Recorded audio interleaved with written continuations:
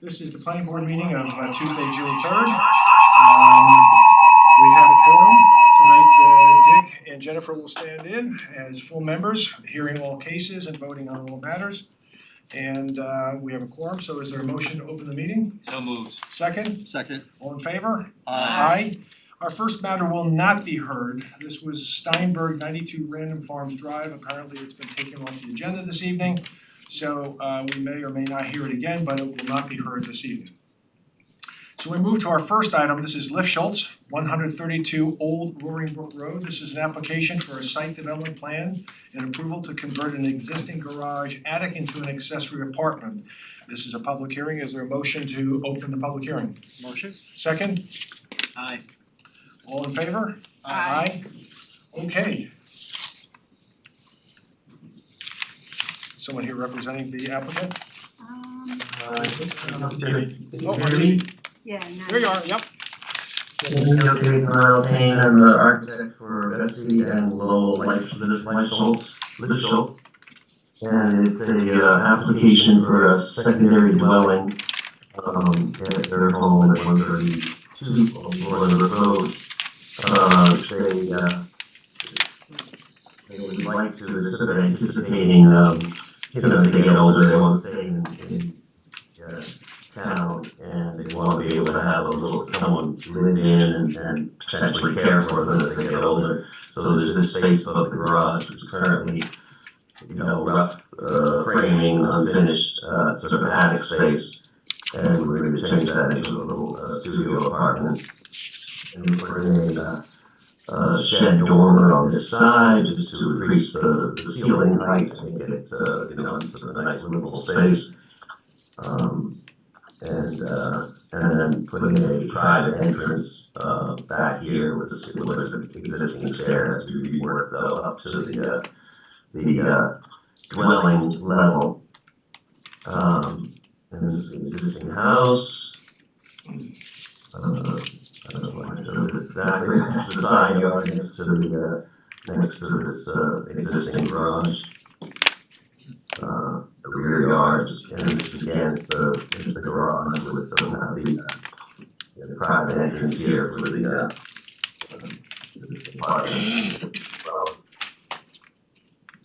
And just approach here, one of the things, make sure that the sight lines are good. Obviously, it's an active driveway, there's no any accidents or anything, but we do have a note on the drawings that says that this will be clear to make sure that there's proper visibility for anyone coming in and out of the driveway.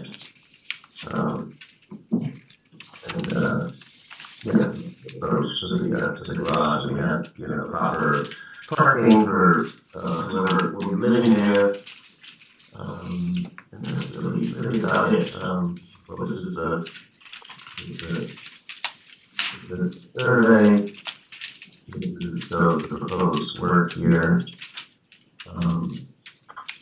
Showing on the drawing that this should be to satisfaction of the building department for this particular occupancy once it's completed, and a small studio apartment. And we've received a letter, permission letter from Westchester Department of Health to put this in without expanding the current septic system. Simply by sort of removing the bedroom in the main house. That's the entry of the private entrance, and this is the new shed dormer on the side, which of course provides adequate ceiling space inside the apartment. Looking through, showing the new shed dormer. And that's just the color of the metal, the metal standing seam roof of the shed dormer. So that's about it. Any questions or I can address? Well, we'll take memos from our staff who have reviewed this. So Sabrina, do you have any, you got some thoughts? Sure. It is a type 2 action under the State Environmental Quality Review Act. Everything is zoning compliant. The only thing that is not is the property is smaller than the 2 acre zone that it sits in. That's due to a change in the zoning, so it is a pre-existing non-conforming lot size. This application meets with the building and the development coverage, so there's no concerns there. The proposal for the accessory apartment is 592 square feet, so it complies with the town code requirement. They did demonstrate adequate parking, and I have no objection to the board asking for a draft resolution. Okay, great. Jeff, you had some thoughts, comments? If you don't mind, and Dennis go first, I'm just trying to. Sure. Did you have thoughts on this, Dennis? Yeah, I didn't generate a memo because I was just sort of reviewing the project site, I'll call it, but I'll say that I was impressed with the property, that they do appreciate mature trees and a very nice landscaping, so whatever needs to be done, shame on you engineers for the line of sight. If that involves the removal of trees, I would just ask that they get a tree removal permit to do that. That's about it.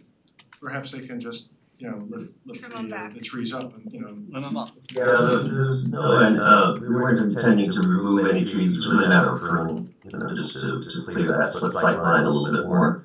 And again, it's an active driveway, people come and go, and gardeners and, the owners, of course, without any issue. But it was a good comment to clear that bit, and make it, I know. noticeable. okay, good. Everyone's good, thank you. Yep, so as much as you tried to entice Dennis with the picture of a weeping hemlock, he's not gonna take the bait. Okay, Jeff? Sorry about that. Yeah, just a couple of minor comments. They did have the no objection letter. I think we asked a minor comment on the location and the size of the water line, just to show it to the service. That's right, yeah. And then prior to study of compliance, we would recommend just a letter certifying that those trees have been maintained to The sight provide lines? the sightlines. That's all. I guess one of the other issues, not a major issue at all, of course, is that, it's one thing to limb them up, it's another thing just to make sure that they're maintained that, in that manner, so that the sight lines are maintained in the future.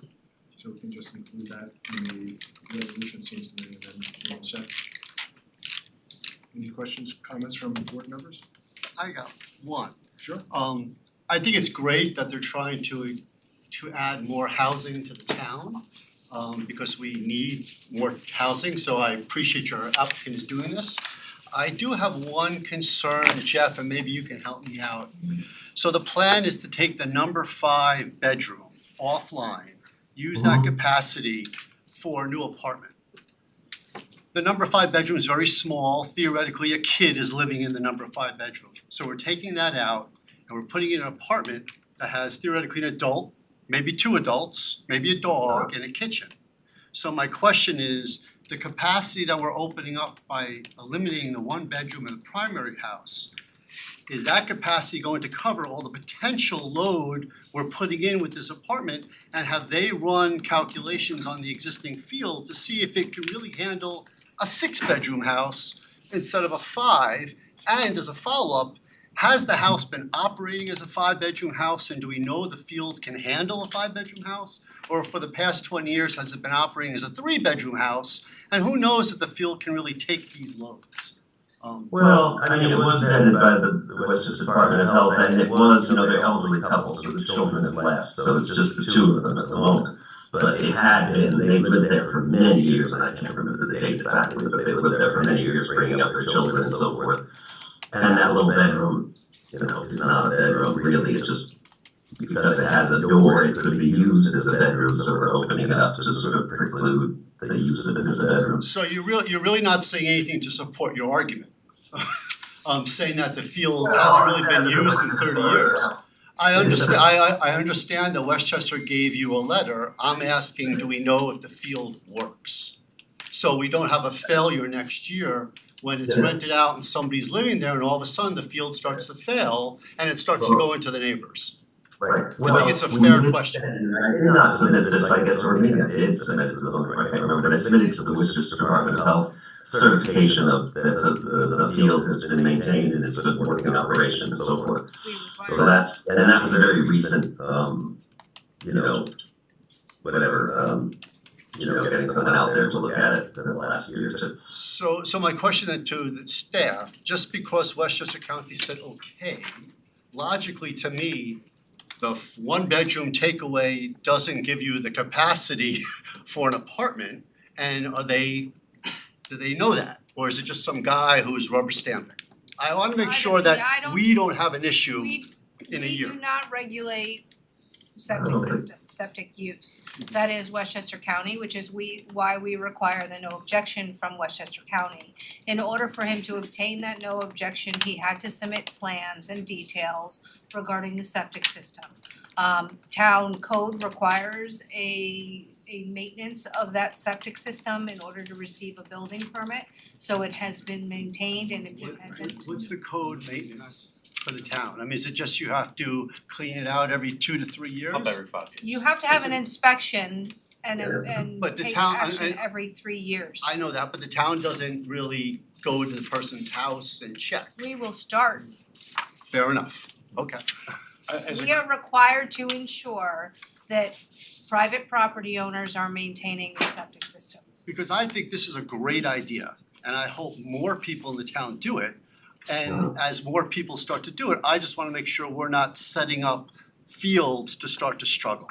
Correct. Because I think that the town needs this type of housing. Of course, there's gonna be a caretaker, but obviously, eventually, it's gonna be an apartment someone rents and it's affordable, which is so hard to find around here, so, all of that we discussed as well. I think a corollary question, and I think Jeff can help us with this, is also to give us some assurance, how do we make sure that the bedroom is really taken out offline? That is a So Jeff, can building you give inspector. us that information that the building department customarily looks at and enforces? Yeah, so obviously, the addition of a new bedroom or this accessory apartment bedroom is predicated on the removal of the existing bedroom. Part of the process, and this is really governed by the building permit process, so when it goes to the building department, there's gonna have to be changes made to the interior configuration to preclude it from being used as a bedroom. So it would be removal of closet, it would be removal of the entire doorway and creating an opening rather than just taking the door out that you can easily put back in.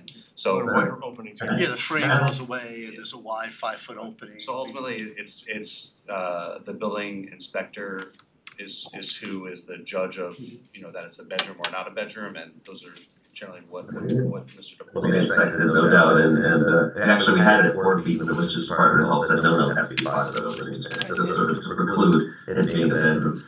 And my concern is not the applicant going back and making it a bedroom again. My concern is that it's working, it's thriving, and the field fails. Which will be inspected anymore, so.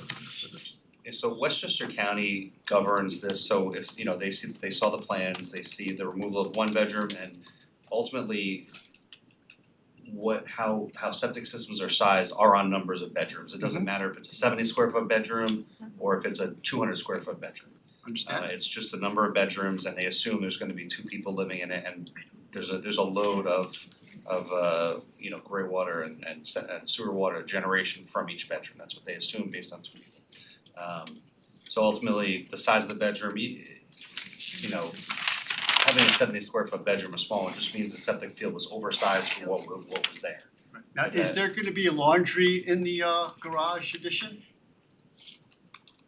No, and in fact, well, one of the stipulations, which to be honest, I don't quite understand, was that we don't have a full operating stove, that we just have a cooktop. And don't ask me the logic of that, because I don't know, but that's what we're showing, to sort of satisfy the Western Department of Health requirements.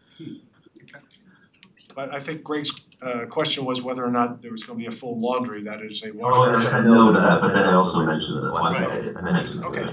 that I said, So I said my piece. no requirement. okay, How old is the house? No, yeah, I'm Say 80 to 100. Honestly, I would say Could say it's post-World War II, 19, Okay. 32 maybe, somebody said something around. yeah, 30s or 40s it looks like. Yeah, 30s, I think, yeah. Do they have a program to, make sure that the piping going to the septic isn't clogging up? And have to go through a lot of stuff, and if they're only doing it, you know, let's say every 5 years, that's gonna be I think an issue. You know, cause it's, a lot of people just pour grease down their the bottom of the sink. And the sink is covered and it's a problem. And so some piping is on the other side, you know, that the piping is just old. And I have a little sense of it because the house that we live in is 80 years old, and we're not having any major problems because we're on top of most. But that should be, you know, everything that they do to make a house work is something that should be put down. It's peanuts, but might help. Okay, Well, and we could obviously make sure that it's operational upon, obtaining the CLO, that everything's operating from a septic system concerned. And I can't imagine that, I don't know the date of when the septic system was put in, but likely later in the house or be done. Because there was an addition done a while, at some point along the way that increased septic also. any other questions from the board members? No. Any questions from the public on this application?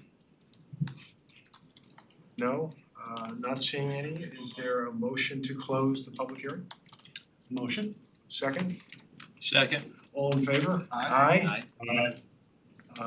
Okay, we're all set on that. I think at this point, we've got the information and a couple minor points that they have to take care of, but I think we're in position to ask the staff to draw up a resolution for approval for the next time we meet, one of the July meetings.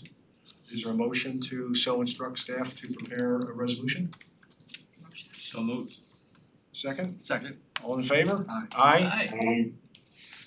Alrighty. Would I attend that meeting, or is that just a formality to sign it? I would not ever attend one of these meetings. It's just fantastic. It's not necessary. It's not. Attend remotely, of course, right? Yes, exactly. Yes. Now I It's see really not why- necessary. Now I see why he's way. Yes. Okay, our next item is Meredith, 14 Wolf's Hill Road, an application for a preliminary subdivision plat approval for the merger of two tax lots into one, pursuant to a ZBA variance.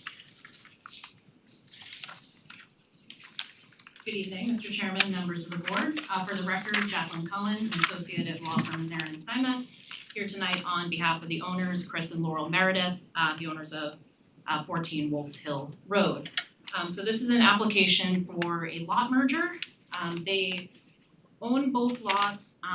The two lots have been historically treated as one. Functionally, they both serve the single family use that's been on the property since about 1828. So on lot 38, which is the lot on the right, is where the single family house as well as the related improvements are. And then that lot 37 is, the only improvement is a portion of the owner's driveway. Other than that, it's vacant. And as you can see, it's also pretty heavily burdened with wetlands and wetland buffer areas, which limits development on that site.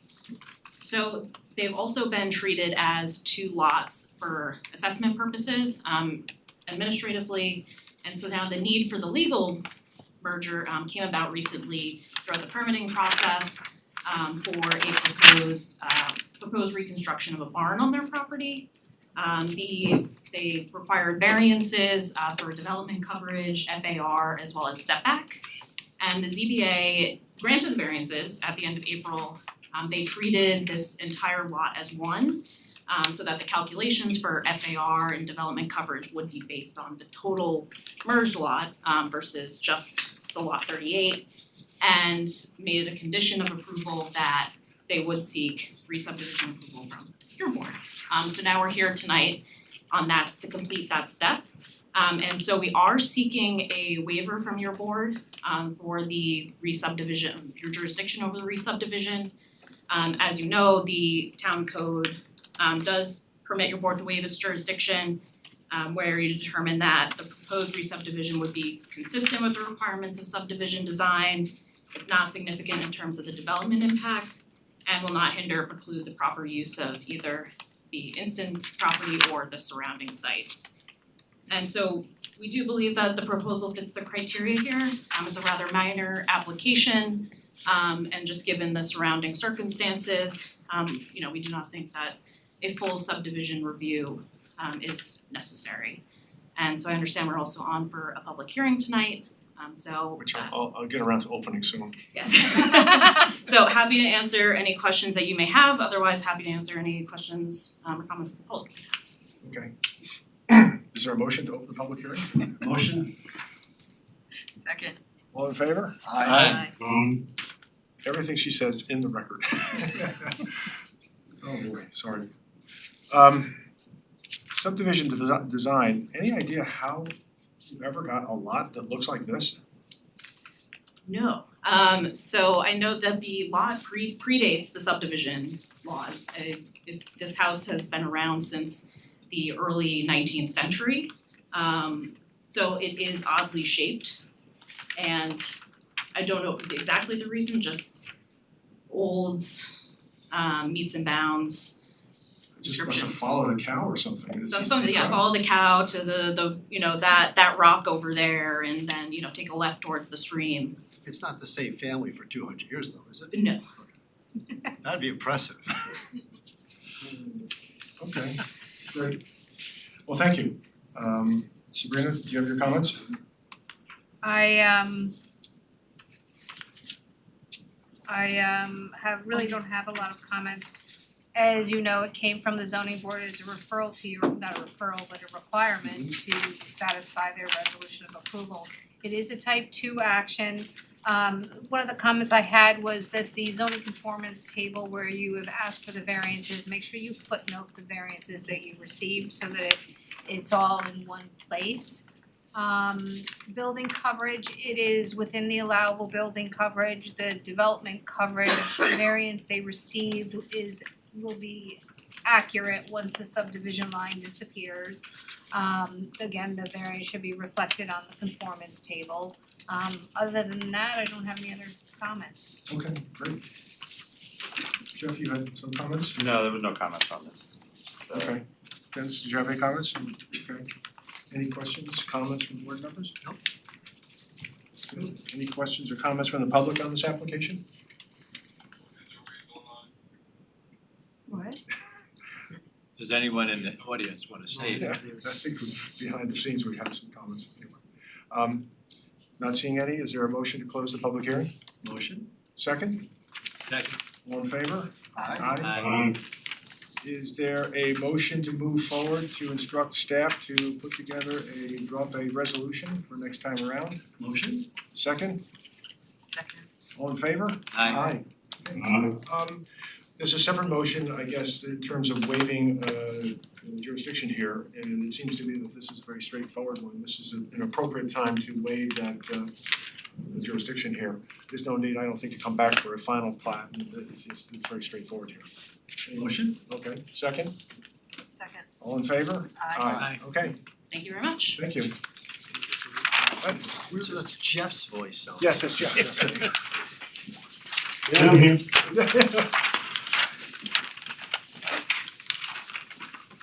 That's the weirdest shape property I've ever seen.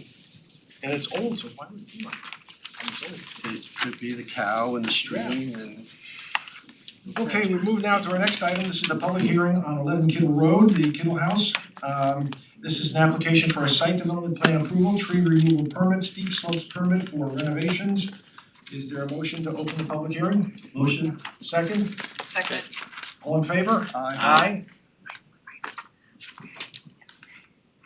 Good evening, Mr. Chairman, board members, Brett Schwartz from Zarin Steinmetz.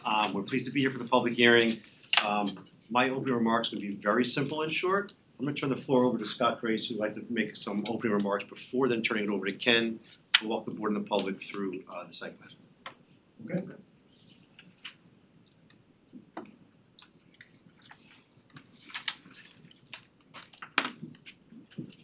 Good evening. I will try to be brief, not as brief as my wife had asked me to be, but I'll do my best. Good evening, Chairman Kirkwood, members of the board, Director of Planning Sabrina Charney Hull, Town Engineers Gasper and Cioli, Environmental Coordinator Dennis Corelli, and Board Secretary Felicia Casado. Thank you so much for your continued time and attention to our matters at 11 Kittle Road.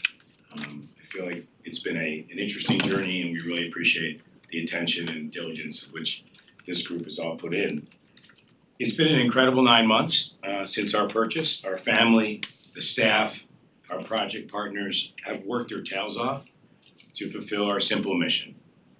Ensure that the Kittle House as a safe and comfortable and go-to asset for the entire community. We believe this can only be accomplished by carefully rebuilding the structure in a way that respects its original character and architectural integrity, while also bringing it up to modern building codes and accessibility standards. For sure, we have lots more work to do.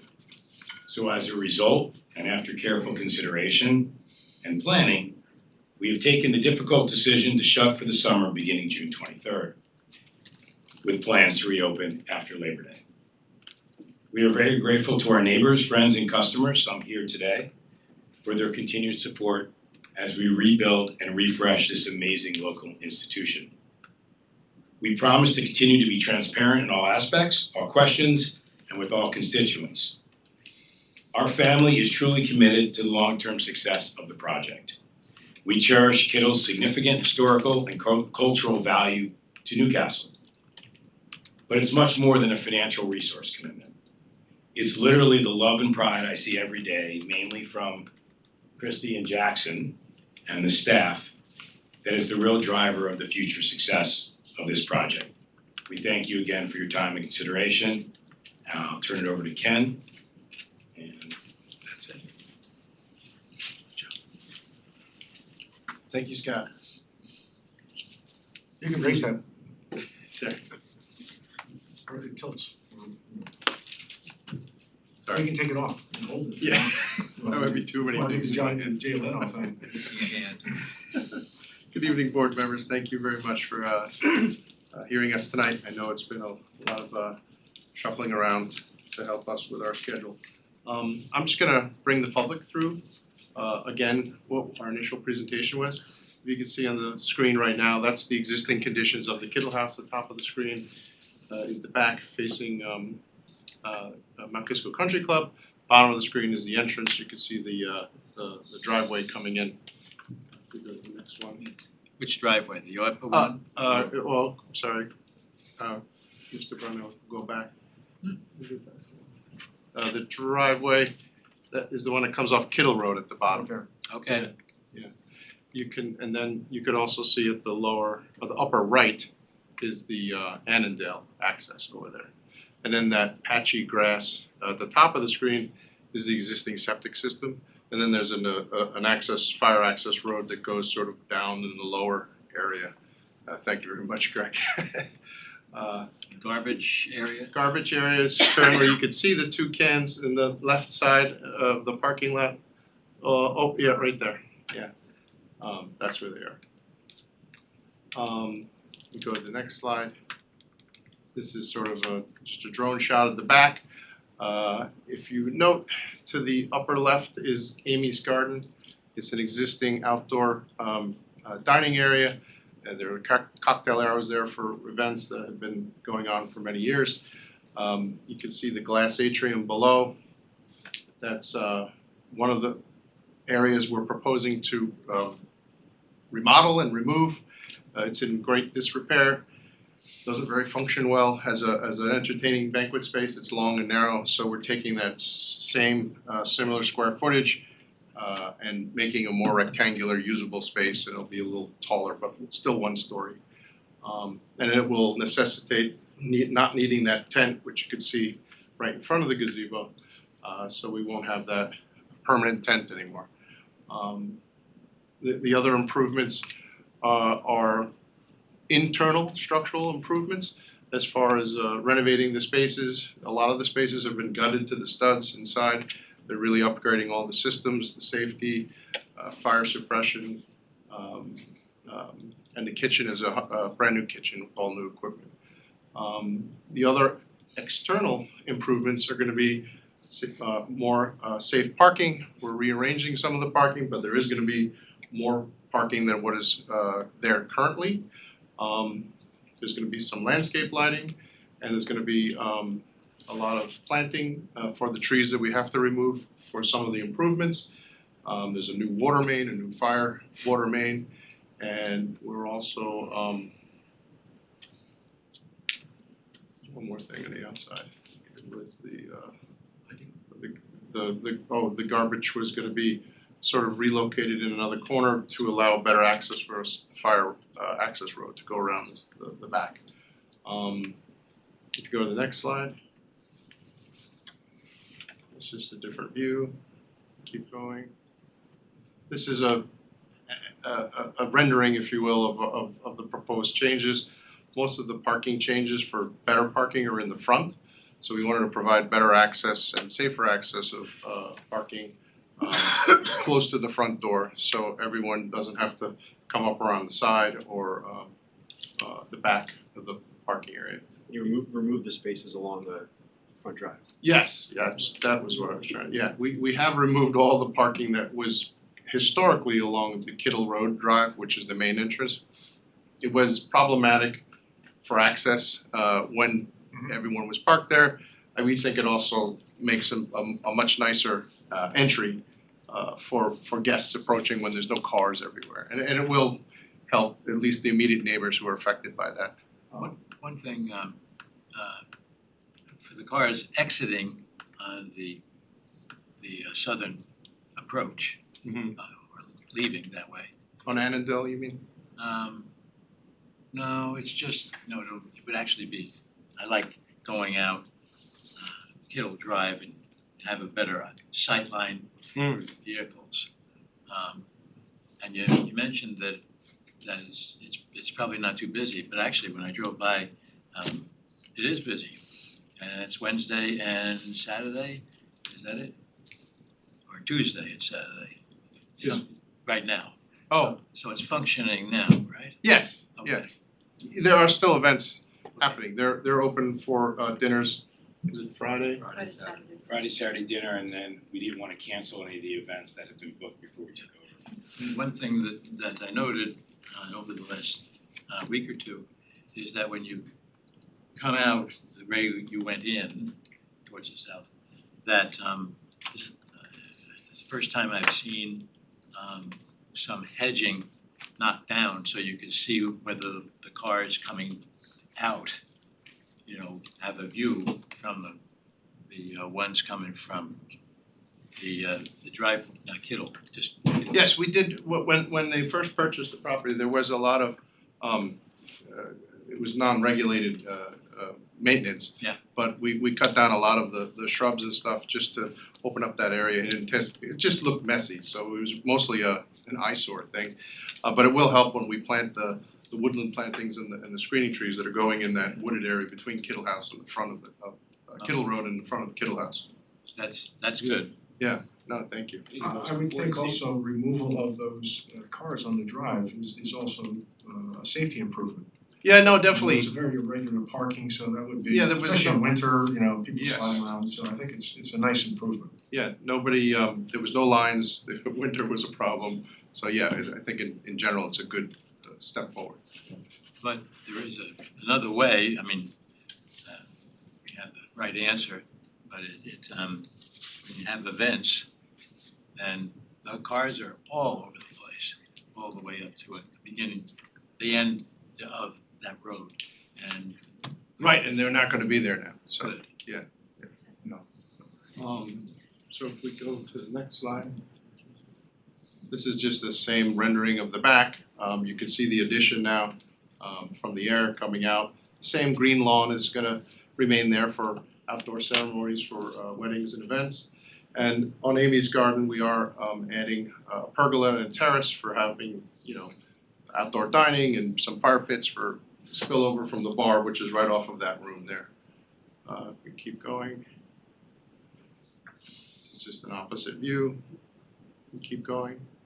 Here's sort of Amy's Garden from the front parking lot. We're gonna improve the planting a little bit. and that's the proposed pergola. We could go one more.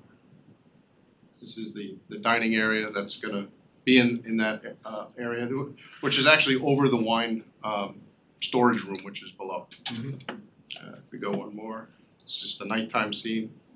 Will you have a removable ceiling on that pergola or one that tilts and opens and closes? Yeah, what it are, where the front part is here, where the fire pits are, is open all the time, but in the back part, that you're able to have louvers that open and close and can be waterproof in rain.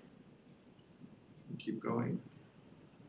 This is the addition in the back, which is accessible from the lower level dining area. Internally in the lower level, I'm sure you've all been there was a lot of columns. We removed a row of columns and replaced it with steel, so it's more open below, and then it opens up to this taller space now, which would be nicer for events. Keep going. This is just from the lawn looking at that addition. Can go more. This is the original 1997 site plan that was from the last resolution on this. We just have this in there as a base. We can go to the site plan. Keep going to the colored rendering one. There's a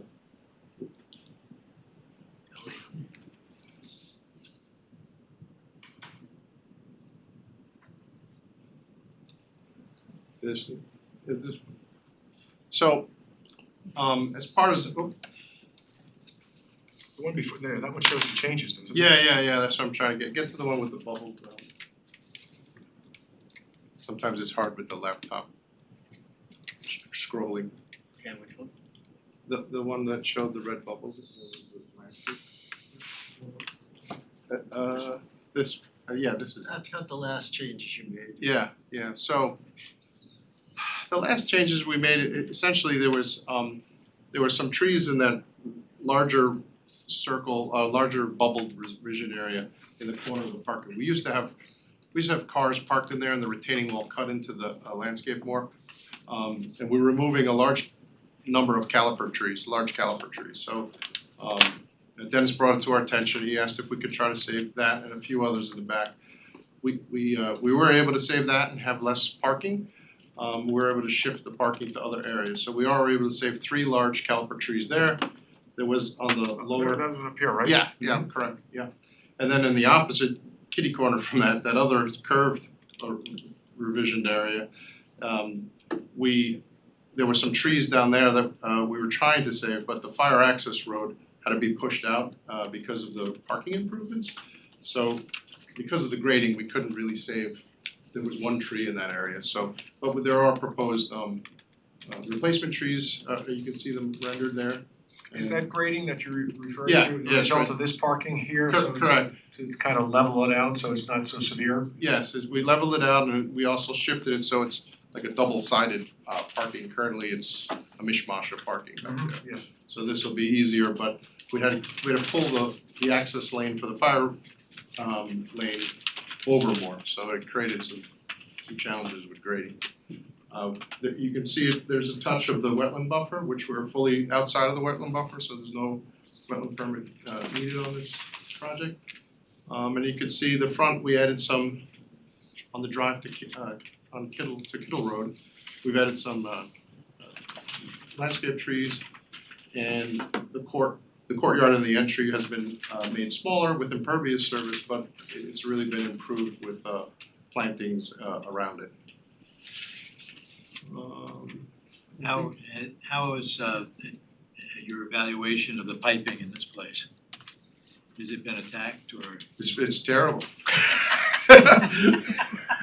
We right. replaced all of it. Replaced all of it? Okay, that's excellent. Yeah, sorry. No, there. If I had said that, you would have yelled. I know, I'm sorry. I had to be honest, cause it's mostly replaced now. Okay, But yes, we did come across some surprises. so you should set a program that every 50 years Yeah. it's done again. Oh, yeah. But yes, it's a full gut renovation of all the internal spaces. All the Yeah. bathrooms are gonna be new, accessible, much better. You Yeah, should all rehearse more. Yeah, all victims except the bottom. Sorry. And of course, there's a for engineering departments is a full stormwater system that's been put into place for the additionals for impervious. I probably said too much. Is this your, once you're through us, you're ready to start construction in 2 weeks? Yes, we have a building permit set into the town. We're awaiting And is 10 weeks optimistic or is 10 weeks realistic to get it all done? we're gonna get a lot done in 10 Okay. weeks. We're gonna get I mean, I hope you get it done in 9, I'm just, You know, a lot of that atrium downstairs will be later, but the key element, the kitchen, getting it up To get up and running. getting the staff back. Yeah, yeah. There's a lot of disruptive stuff that has to happen, that's gonna happen in this period of time. you're breaking all the eggs. Yes, yes. One quick question, Dennis, is, you've referred to this wetland area, is this the wetland area that, that you discovered and that we're gonna have to have staked in the field, et cetera, down here in the northeast corner?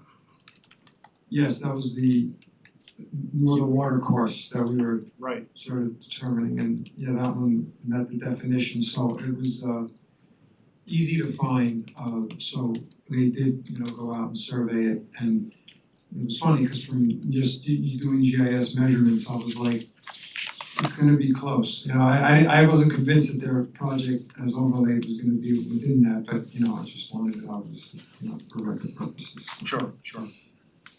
Okay, great, thank you. I think it is a condition of permit Oh, yeah. issuance that, yeah, we More on that later on, I think Dennis and the staff will be talking about the stuff that needs to be done. but that's all I have. Okay, very good. Any questions? Who's next? That's all, I mean, Rob from JMC is here if you'd like to hear briefly about the stormwater, but we're also happy just to turn it over to public comment. Well, we'd love to hear about stormwater, but do you Has wanna hear about anything changed, stormwater? has anything changed from last stormwater conversation? Why don't you get 30 seconds on stormwater? Sure, 30 seconds. It's fascinating, but I mean, and it's totally redone, actually. I mean, we shouldn't really shortchange it because you've done a lot of work on it. Good evening, yes, Rob Aiello from JMC. So the stormwater system includes a retention system on the northern side and an infiltration system on the southern side. So we did redesign the stormwater system based on comments from the engineering department, and that was discussed at the last meeting and provided in this submission, but we do have additional calculations and substantiations that will be provided to the engineering department going forward, all the items in their memoranda.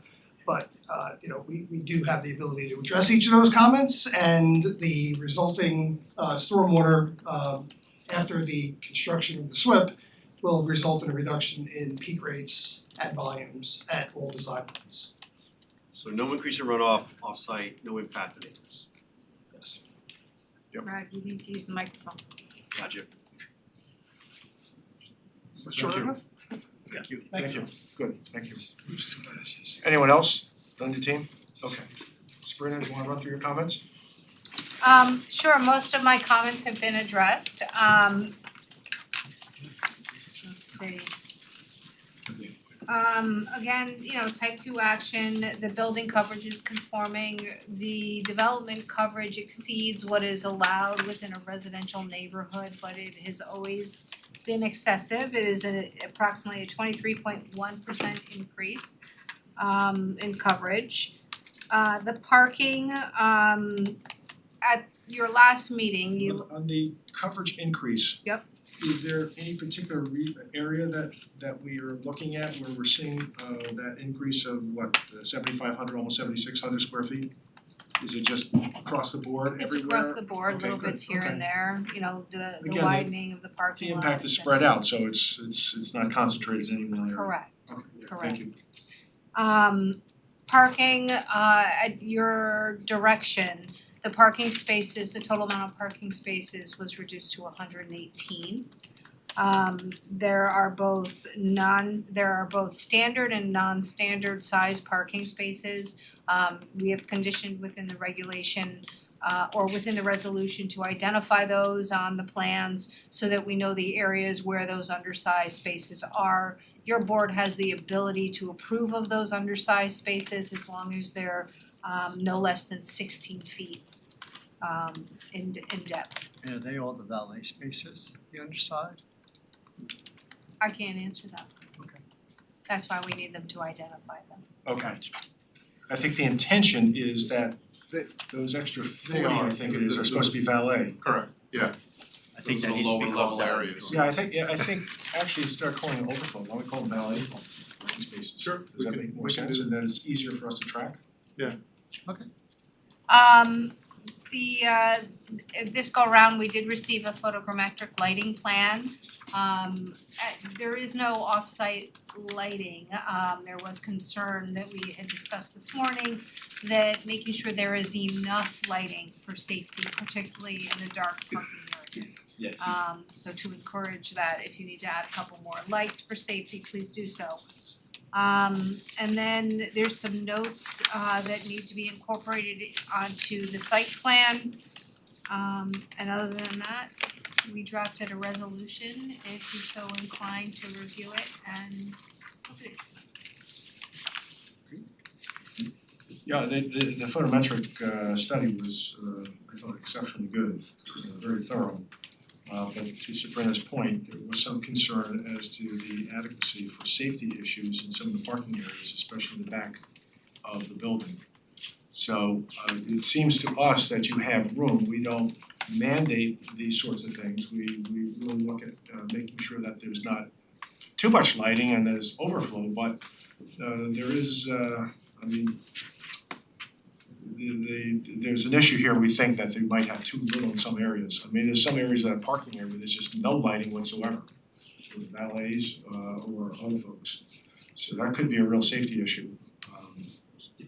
So I think you have, Yeah, we're happy. you have some room in there. We're happy to put more lighting. Exactly, I mean, downward lighting, and again, as long as you keep the spillage on site, I think you'll be fine. Do the lights turn off at a certain hour? Yes. Good evening, Board. Jeff Scherer, landscape architect for Grand Oak Architects, representing Kittle House for the record. So we were trying to be sensitive to the neighbors for lighting.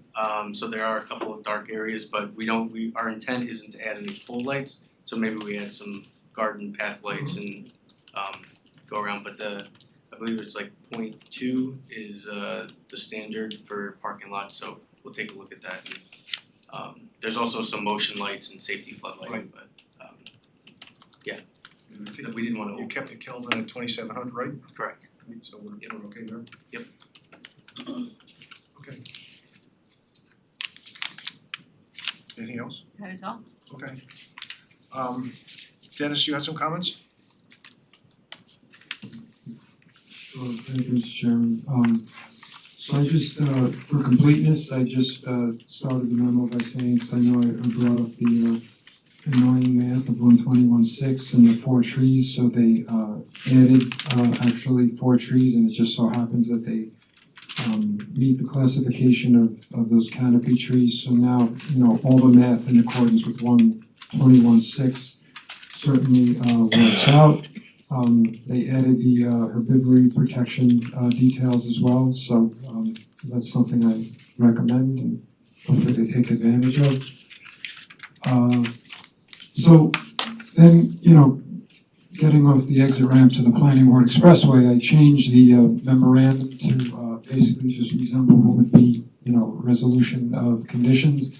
Not to read through all of them, the only one that I point out is I just need a resubmittal for the record of that sheet L200, the tree removal plan, because we didn't get it this time around, and that's the one that just goes over all the mathematics about the replacement. So I just, want that for the record and to be consistent with how we do it, in accordance with 121.6.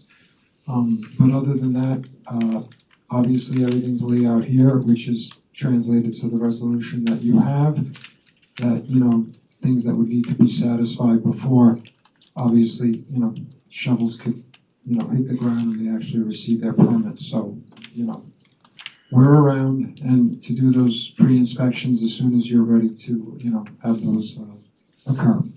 that's my comments generally for tonight. Right, okay. There are other issues that Dennis has included in there, again, it's a menu, it's a listing of the things that are required, so we really don't have any discretion, or the building department doesn't. So I would just ask the applicant, just really become familiar with these things and you know, we've leaned over and worked with you guys very carefully and closely and quickly to get this through, so I would hope that you would not walk into the building department and start leaning all over the building department saying, I want an exception to these things. You've got to do these things. So they're here, they're listed, we're very serious about them, they have to be done, so you know, I'm sorry about performance bonding and all those kinds of things, but it's something that's required under our code. Understood. Jeff, you have your memo, some items, you have some comments? Yes, there's still about 40 or so plus engineering comments, mostly related to stormwater. That being said, I don't believe it should significantly alter the layout of the stormwater system. You know, there are a couple of things that are outstanding that, you know, may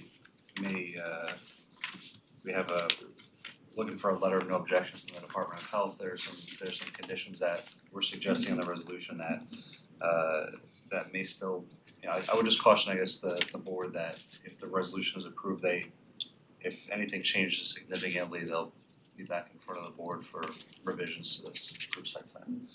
Okay. Have you guys had a chance to look at the notes from the engineer, today's? If you got them before we got them.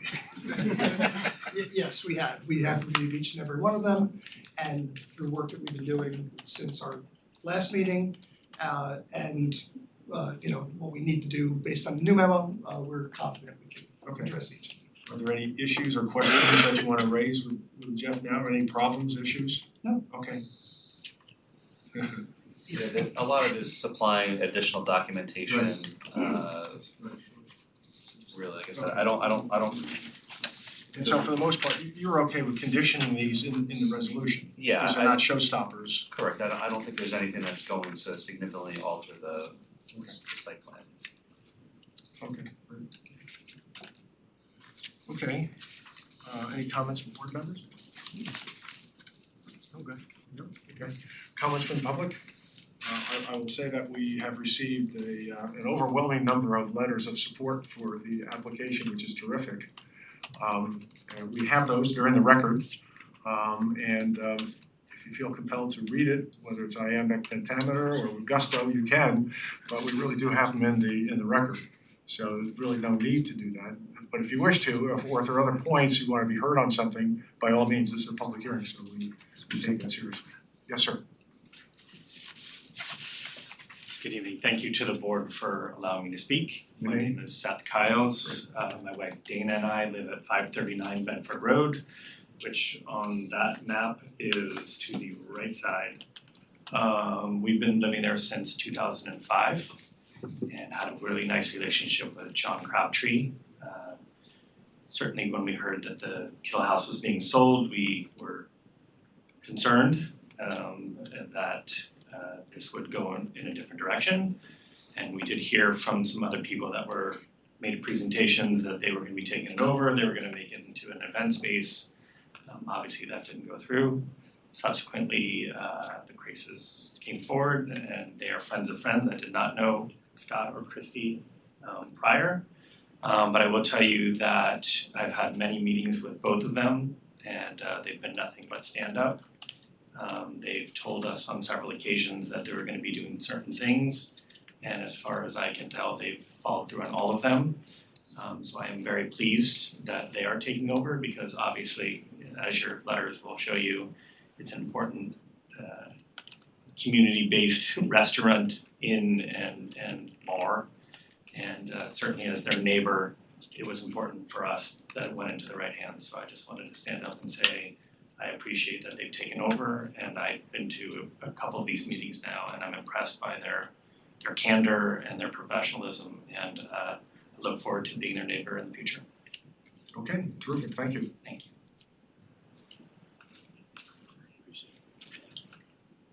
Anyone else? Okay.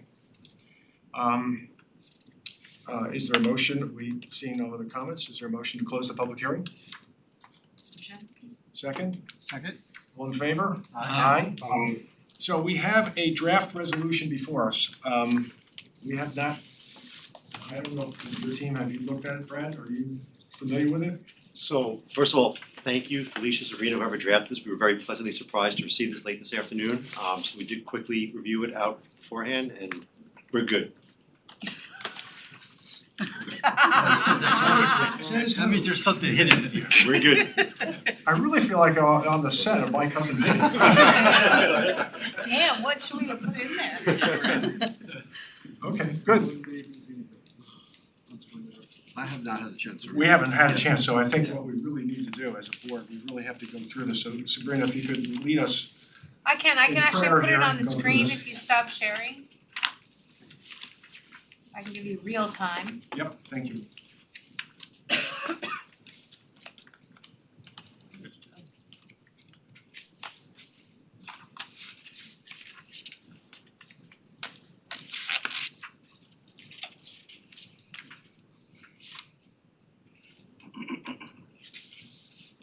It's not what's on my screen.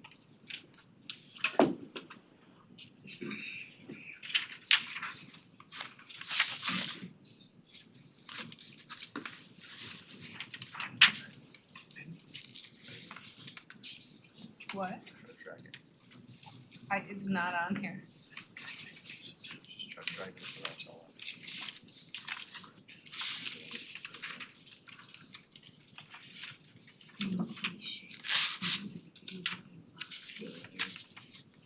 It does, hang on, let's do it again. I'm a pro, let's just take a breath. Can't AI just review it for us when it's done? In that same room, somewhere?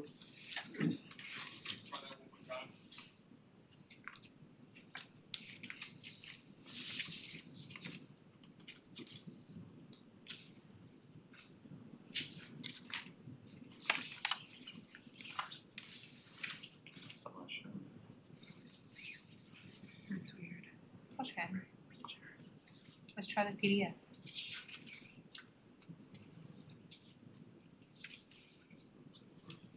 Really? Sabrina, I think we could also try. Do you wanna do it? Yeah. Okay, Do you have preference for Word or PDF? I was just gonna make changes, I'll make changes on my end. Assuming they're not okay with it.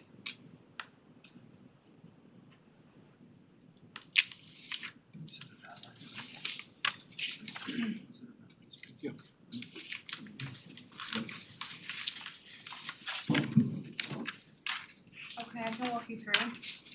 Okay. So this is a standard resolution. The first whereas clause describes what was received.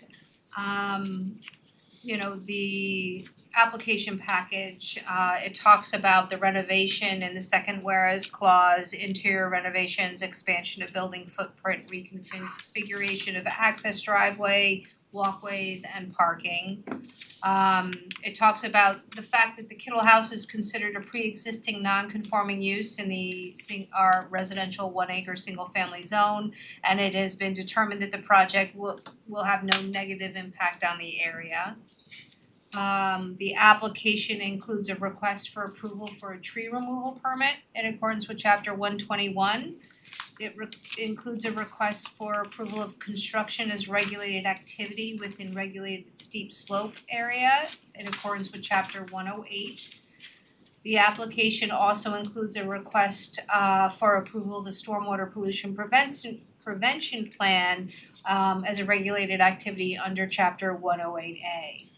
At the Sabrina, bottom, can I go back to Yes. the tree issue, Yeah. John? Do we need to put something in that whereas clause? You know, we made an earlier determination that this was a continuing tree application, feels, you know, there's some sort of language that we should put in there to make sure that there's no challenge to it or issue with it. Because it was not, I don't think we considered this to be a brand new tree application, but really a continuation of the original one that was filed with Dennis last year. I don't know what that language might be, but I think it would be worth including. Why not do this? Hang on a minute.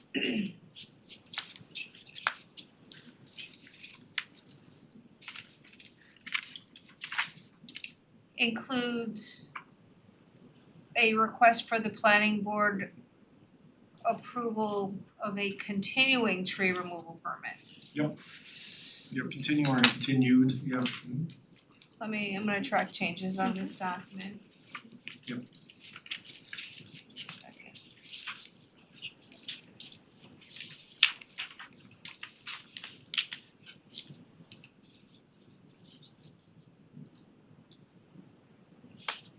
Continuing tree removal permit. Do we need to say continuing tree removal permit from whatever date, Dennis? That's probably a good idea, it's like it's an October date in 2024. October 24. From October 2024 pursuant to. Sabrina, we think October 15. I can get Please, you can book. We can just say October 2024 is fine. It's pursuant to chapter 121.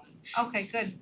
Alright, moving on, just the bottom of page 1 is a list of what the application materials consisted of, and that's everything that they submitted with that initial submission. And then the next section of whereas is really about the correspondence that was received from staff, from the county, from the New York State Parks, Recreation and Historic Preservation Office and Westchester County. And then on the bottom of page 2 is a list of the most recent set of plans that you are approving as part of this action, and there's several pages of that, and it goes to page 4, where we then start getting into the good stuff.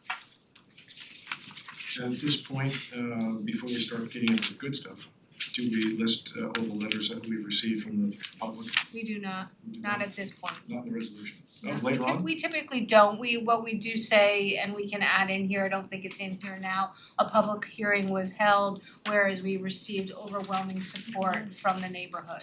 Did you write that? Oh, not overwhelming, Yeah. the public hearing. Yeah, the public hearing's in there, we can add that language. Okay, great. We're not there yet. The first whereas clause after the list of revised plans deals with the reference to the coverage schedule on Plan L101 and talks about the building and development coverage, so we're memorializing what it is under this application. And then noting that you evaluated the proposed total site disturbance, the amount of clearing and the amount of tree removal on the basis of what they are representing the coverage to be. Okay, and this is important because it's an opportunity to memorialize the coverages on the site, which has not been done previously. And then we further talk about the building coverage in relation to the maximum allowable, and then we have again the 23.1% increase in development coverage, which explains where that comes from.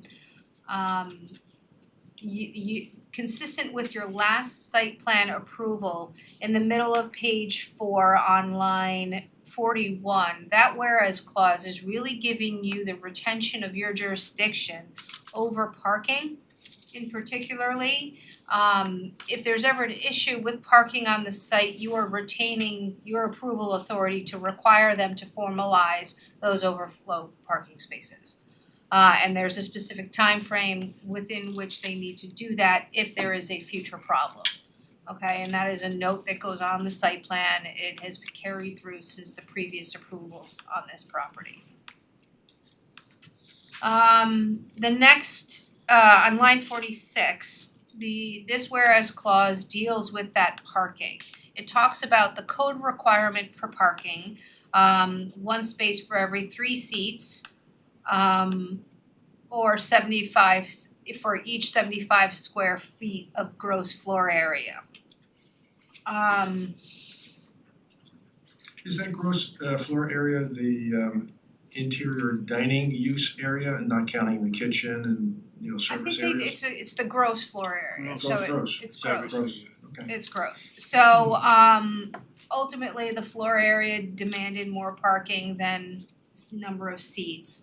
The bullets break it up, 5,817 square feet requires 78 spaces, and this on the lower level is 402 square feet greater than previously. So it's not a huge amount that's adding parking spaces. On the first floor, it was 4,954 square feet, which is actually 1,032 square feet less than exists today. That requires 66 parking spaces. There are currently 14 guest rooms. In accordance with the approval previously, there were 12 guest rooms, 2 of which were for residents who worked at the facility and were not counted as part of the parking numbers. This applicant is counting all 14 rooms as part of the parking requirement. You're okay with that, Brad, 14? Yep. And then there's the bullet on the top of page 5 that talks about your redesign and the reduction, reducing the total amount of formalized parking spaces to 118 parking spaces, 40 of which are now identified as overflow spaces. And those are the valets, we think. Do you want us to change it to valet? Yeah. Yeah. We could- So you wanna say 40 being as overflow lawn spaces used for valet parking? Perfect. Yep. Okay, Brad? Yes. Okay, and then we get into the top of page 5, the whereas clause, which talks about those different sized parking spaces. So you have standard parking spaces which are measured as 9 by 18. You have 27 parking spaces measured at 9 by 16. And you have 7 parking spaces measured at 9 by 16.3. These are all spots that the public would be parking in, not valet theoretically. I don't know. So what was the Do question? you guys know that? The smaller spots are all valet. So we know the ones that are on Those the are the more grass narrow ones. overflow Those are valet. those are the 7 by 20 spaces. Gotcha. So the ones that are not 18 feet long, the 16 Gravel, and 16 for Right next threes, to it. are those also where the general public parks, or are those also just staff and that's general public too, right? It's general park, it's a mix, general public and And that's staff. the gravel park. That's the gravel area. Gotcha. below, yes. Correct me, is there the spots in the front off to the north side, some of those are 16s, right? I think on the in-room, there's one bay of 16s, but you can pull in and beyond. There's the curb. overhang, there's overhang. Are the 16s backing up into a typical 24-foot drive aisle, so they have that extra space, or?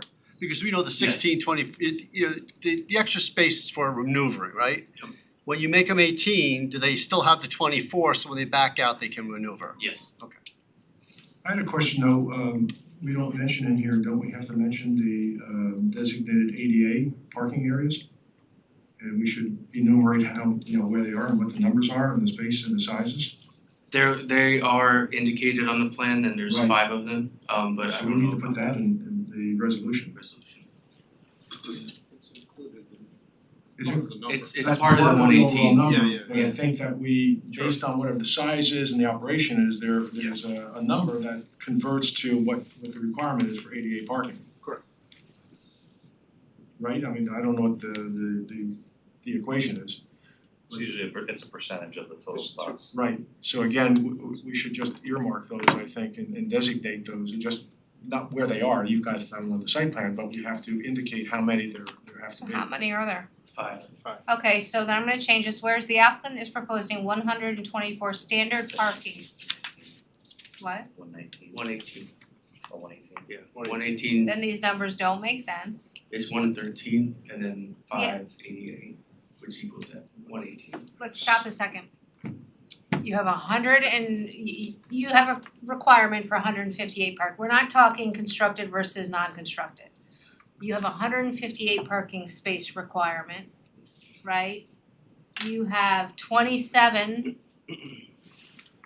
that are small, and you have another 7 that are a little bit larger than small, but not standard, right? So 27 and 7 is what?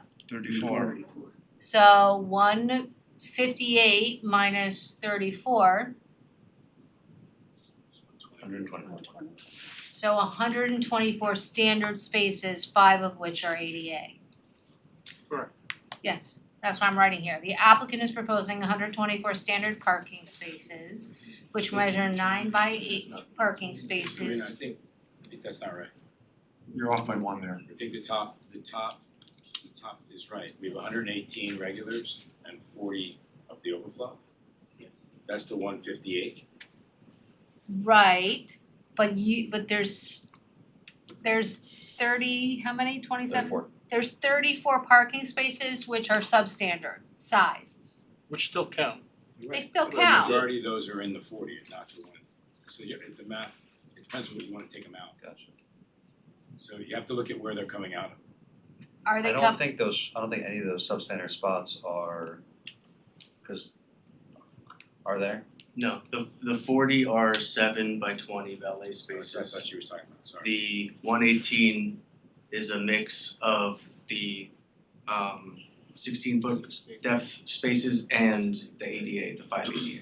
Alright, so, but what I wanna say, alright, so let's go back up to the top. On the other page, the proposed requires there will be 14, you get 14 parking spaces. The planning board requested redesign for 118 spaces. I'm gonna add another bullet there that talks about there are 5 ADA parking spaces. The site will include But the 5 are in the 118. Yes, Okay. 5 including 5 88. Yep. parking spaces which qualify as ADA.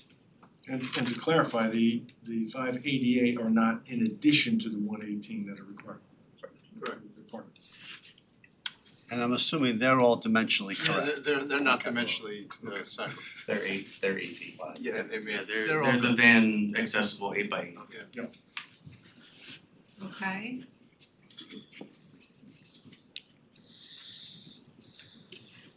I don't think this planning board has jurisdiction to override ADA. No, Oh, we're not looking to. okay. So that was a change.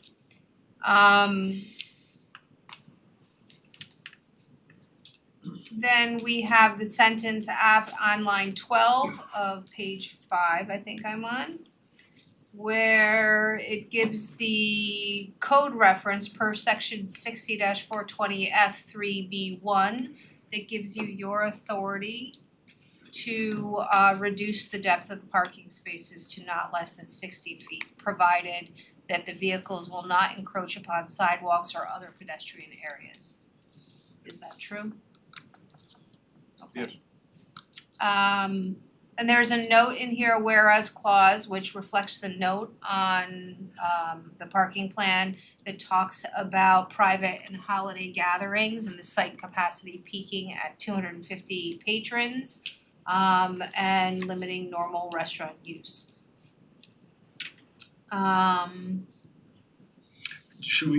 Do we cap that? Do we indicate what the number is that together? You haven't previously, under previous renditions of this site plan.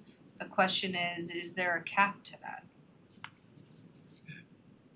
You know, between the event and a reduced restaurant schedule, whatever that number is. I mean, it would be a great problem for you to have, but I don't know if you really will have it or not.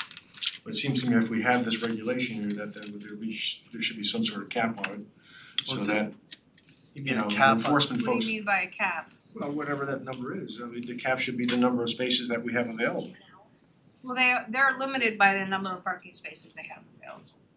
I think that the cap, this phrase is in here because the kitchen could not serve right, the number of people within a party and have the restaurant open for the public. And I think they said they don't have the restaurant open when they're doing big events because they That's can't do it They all. can't handle Yeah, it. they That's can't fine. handle. That's, And that's how we were able to work to get the parking The 118. to a manageable number. I Yeah. think that was Right, but the it, plan. as it says, just as limited. So you want more absolute? Well, I think that's what Bob was saying Yeah. is limited, like That- down that shall to be the case. you know. yeah, at some point, I don't know what the number is, if it's a, Right. it's a party of 50, it shouldn't be closing down the restaurant, they don't have to close the restaurant. But if you really get a substantial party, So like if there's a 250 person party, the restaurant should be shut down. exactly, It because should be, it to should be, Dick's point, I think what Dick was gonna say was, not so much in terms of the parking, we'll be back out on the side streets and for that kind of capacity, so I guess that would be the issue. And I would like to be as lenient as possible with a number that's, that you guys can work with. It's not to be punitive, it's just to avoid a situation where you have spillover, off-site spillover. I'm still trying to figure out what you're trying to cap, cause So this- we're already capped at parking, we can't. It's not like we're gonna invent new parking spaces. Well, this phrase right now, it says during such events, the normal restaurant operations will be limited. What does limited mean? I mean, I'll give you an example. There's Can a, you speak into the microphone? Sorry. You can hand it to him if you want. I have no problem with the concept and I agree with the concept. The reason I think the word limited is important, if we have an event at night and there's 250 people, we would have almost limited or no lunch. I'm just giving you an example. I don't know what would happen. So I'm concerned about the time differences as much as the peak. We can't handle more than 250 at one time. So I'm not worried about that. But I don't know how to deal with what if there's an event at lunch and we have 300 people at the Kiddo House on a Saturday. So if we wanna really get into the wordsmithing of it, I wanna be careful that we don't do something that limits the whole day that may be. Right. Good point. Oh, cause Two it's about events. a time, it's about time. And I'm worried about time, It's at not any about the one number. time. Exactly. So functionally, we can't do it. The kitchen is the kitchen. Forget about parking spots, it's the kitchen capacity. So I have no problem with the 250, we talked about that last time, 0. I just wanna be careful we don't do something that has a knock-on effect. Like Let for me instance, ask you, what if you just take out the last sentence? So you peaked at, 250 people. yeah, and during forget a about the- particular, such event, so 250 people are in there. yeah, that's fine, because, Good idea, yeah. I mean, we're not gonna, yeah, that's fine, And if they're not there anymore, then you're fine. that's totally fine. I mean, you could have two events for 250 on the same day. No, Lunch and then and dinner. sometimes you Does have like that a bridal mean with shower your in the morning fire and code something at night, requirement? so. Is 250? 250. Is the question 250 per hour, per day, Yeah, per? that's what we're At saying, any given time. Yeah, Anytime. at any So- time, 250. that's right. Right, our downstairs can only hold 180 to 200. And you've got all the people who work there and, Are you talking staff included in that Yeah. number? I don't know, are we? It's your note. I don't know. Well, I think, Patrons, I it think, says, so I Your think that's note, I don't guests. know. I think what you're concerned about is on-street parking, and we can certainly put in there that, patrons will not be parking on the streets. It's all on site. I like your suggestion. I think that's the right way, cause then it gives you flexibility throughout the day. The attorneys win again. And this says the site capacity peaks at approximately 250 people. Period. So, Patrons. period. So you have 250 The at lunch site. and 250 at dinner. At one Yeah. time. Yeah. it's a peak, it's And sandwiches. Well, let's just leave it as peak, we will cross out Take that out the last last part of that sentence. Oh, okay.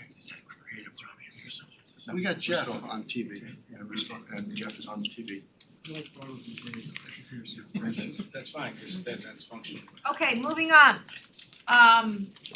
Then there's a whereas that there is proposed that the 40 usable lawn overflow parking spaces measure 7 feet wide. Each will be used by the valet for overflow parking as necessary. And then there's a whereas all scheduled deliveries that to occur during normal business hours as follows. Then there's specific timeframes in here for deliveries, and these are all notes on the site plan. Just are deliveries at 10:30 at night realistic? Do you guys Friday get through deliveries Saturday? at 10:30 at night? Okay. it's the second bullet. Yes, good catch, that's It's Tuesday through Thursday, 12 to 9:30 p.m. Friday through Saturday, 12 to 10:30 p.m. and Sunday, 11:30 to 9 p.m. Okay, we really don't get evening deliveries, but the one note is on the bread delivery at the next, it's 7:30 a.m., not p.m.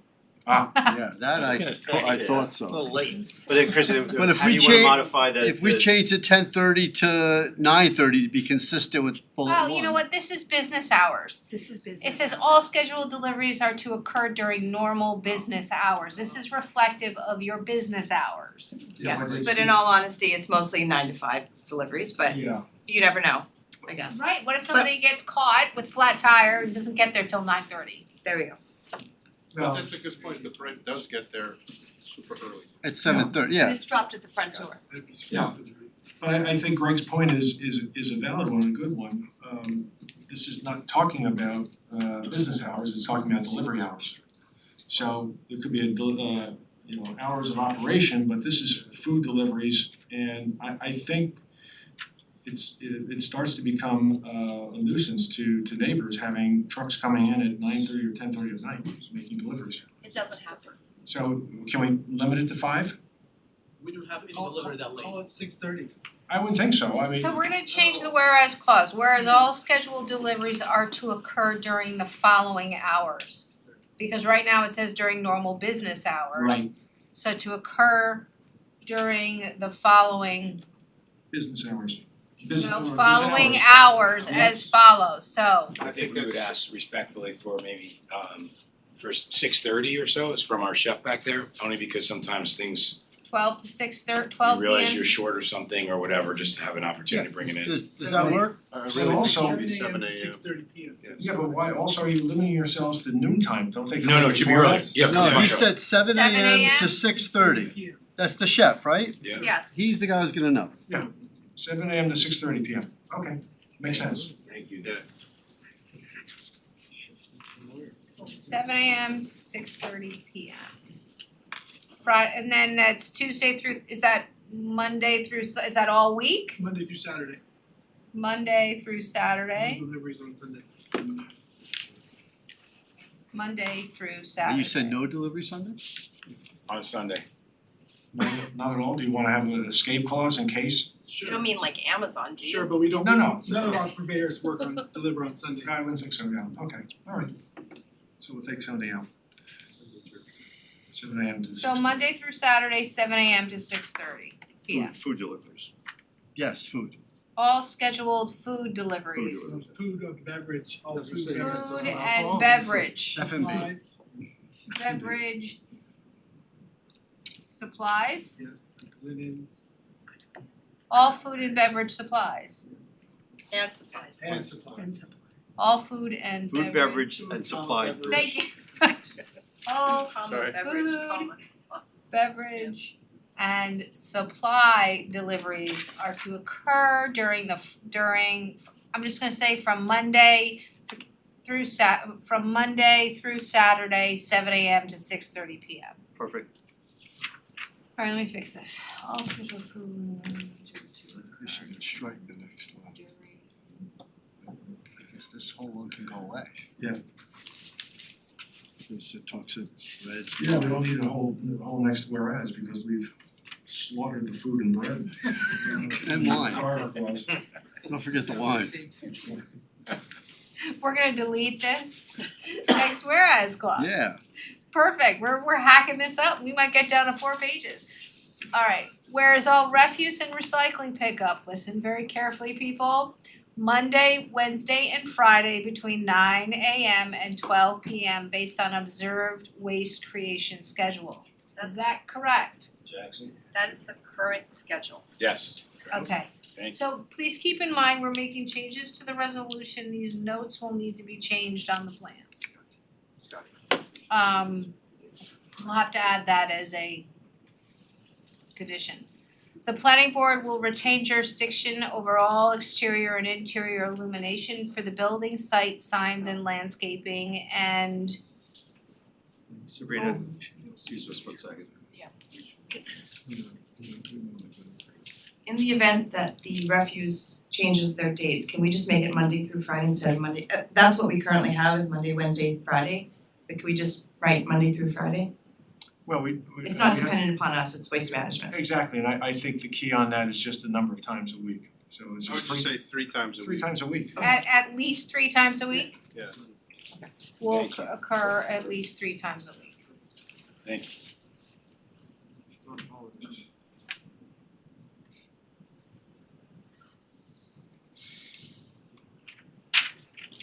Sabrina, we don't, and the next one about the illumination, we don't really do interior illumination of the building, just exterior, don't we? In this site plan, you did previously. Oh, really? Yes, you did. These are all notes from your Maybe previous because the approval. greenhouse threw off a lot of light, and that could be why. Could be. Yeah. I don't think it's really all that appropriate. Do you want interior illumination in here? I don't think we should be Over all doing that. exterior illumination for the building, site, signs and landscaping, and over noise from air conditioning, ventilating and mechanical equipment or other sources. Okay? And then this is a whereas clause, there is to be no light spillage of exterior lighting near or off the property line. The lighting shall be limited to the immediate surroundings and shall include lighting at levels to allow for safe access to parked cars.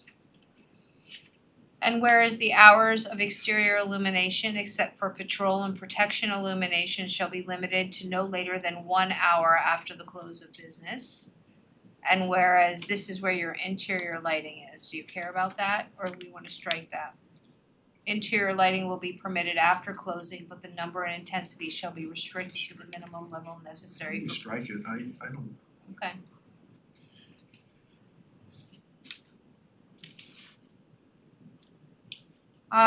Whereas both interior and exterior lighting shall be regulated by the Newcastle, we'll just put exterior lighting. Whereas no rubbish, garbage or other waste material shall be stored outside of the designated screened dumpster area. And whereas a maximum of 1 tent shall be permitted to be erected on the site at a given time and shall not exceed 40-50 in length by 30 feet in width in accordance with the approval of the town building department in compliance with the Uniform Fire Code. Is there a length of time that the tent can be up, or can it be up 365? No, it can't be up 365. in the There's past. 6 months, right? Is there- Yes, there's a time threshold In on the it. past, I mean, I don't know if you could be doing tents, but in the past, I remember listening to individual tent permits for. The last tent was up 4 years. Right, it was up 4 years? That was a violation in today's 10. Today tent laws. Not saying. It was covering the septic, it's okay. We did not know that. We did not know that. No, But we used to do those, those I know. permits would come before us, Yeah. and I don't recall the time frame, but the applicant would tell us what they needed, it was for a particular wedding or something like yeah, that. it's just for a couple, I mean, we're fine with whatever the. You don't want a year-long tent, trust me. Right. Yeah, I Now that remember- we know, we're gonna watch you, okay? I think it Why was are you 6 crazy? months on a prior one. What was it, that was the bubbles, the tennis bubbles. Oh, yeah, that's They could be only be up for that's very 6 different, months, yeah. yeah. But I mean, they used to be limited I to think the we applicants, do, you know, we 10 do have days and that kind our of stuff. we have a 10 permit requirement. Yes, exactly. Right, Yeah. So so that permit must limit the amount of time. This was probably done prior to having the 10 permit. could be, I believe it was. so I don't know if we really need Do it you at wanna get all. rid of it? Yeah, I'm okay with that. Alright, we're deleting it. So You're right, line we're gonna 58 get down to 4 through pages. 2 on page 6 is gone. Lighting within the tent, oh, then we could probably strike the thing about lighting within the tent? Yep. You're striking that because there is provisions in the building code, right? You're not saying we can't have a tent. no, No, we're not saying that at all. We're saying we have other regulations Yeah, that yeah, yeah, apply, I got but we got you either way. Yeah, We're just loosening the strings Sure, a little sure. bit. it's actually more permanent fees that way, you know. Yeah. Alright, again, we're gonna get this down to 5 pages. Whereas the area identified as Amy's Garden will contain a formalized open pergola not to exceed 60 feet in length and 30 feet in width, and said area shall be intended for restaurant use, cocktail hours, and light dining. And whereas the planning board determined the application is a type 2 action that requires no further processing under the State Environmental Quality Review Act. Do we want to, in that area, I think you're gonna have those fire pits. You're using gas, I hope, not wood? Yes. Okay, I'd like to limit it to gas. That's one of my pet peeves when people have those smoking things and it just impacts folks. No So if problem. we put a fire pit in there, I think we should, say you could use for fire pits for gas only, natural gas. Do you want me to do another whereas clause? I think you just put it in there, for restaurant use, cocktail hours, light dining and use of fire pit, gas fire pit. I don't want it. So, one thing on the Amy's Garden, you were limiting what was happening there. Sometimes very small ceremonies, wedding ceremonies happen there. I just don't wanna exclude that. I think restaurant use picks that Yeah. up, frankly. Okay, We could say restaurant use, cocktail hours, light dining and other small events. yes, Yeah. thank you. Hey, Mr. Chairman, to a question you had earlier, the pergola may be closed at times, so it says formalized open pergola, similar concept, that doesn't preclude what you had mentioned earlier about it's covered. Yeah, you He's said it talking has about the optimal- louvers that are built in that Right. it can close the top, and, Oh, you yeah, know, sure. sometimes they have like solar shades that kind of, come up and down on Sure. the sides. You may, I imagine at some point you're even probably come up and put signs on them, so you It can just use says it in November. open, just says open. Formalized pergola not to exceed blah blah blah blah blah shall be Only gas. only gas. No, don't say that because then you can't use propane, Only right? pro- Actually, no, a short ceremony. propane or natural gas, natural gas is on site, so. hang on. Gasoline. Alright, whereas the planning board determined, we already did that. The planning board discussed your site plan application and list of meetings, including tonight. We had the public hearing was held tonight. Was held on set up on Tuesday, this is where we need to do the public support. Well, they're closing the public hearing. At which times all those wishing to be heard were given opportunity to be heard, and whereas the subject application received an overwhelming amount of support.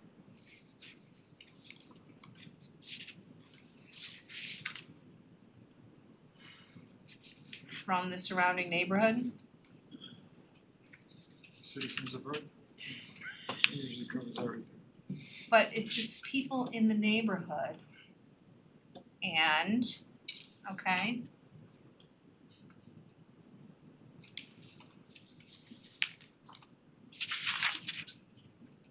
Sabrina, it's also mentioned in lines 45 to 47 that the planning board considered all written comments, so you can either have it separate or fold it in there, just mentioning it. oh, I could, alright, let me take it out. Alright, who motioned it?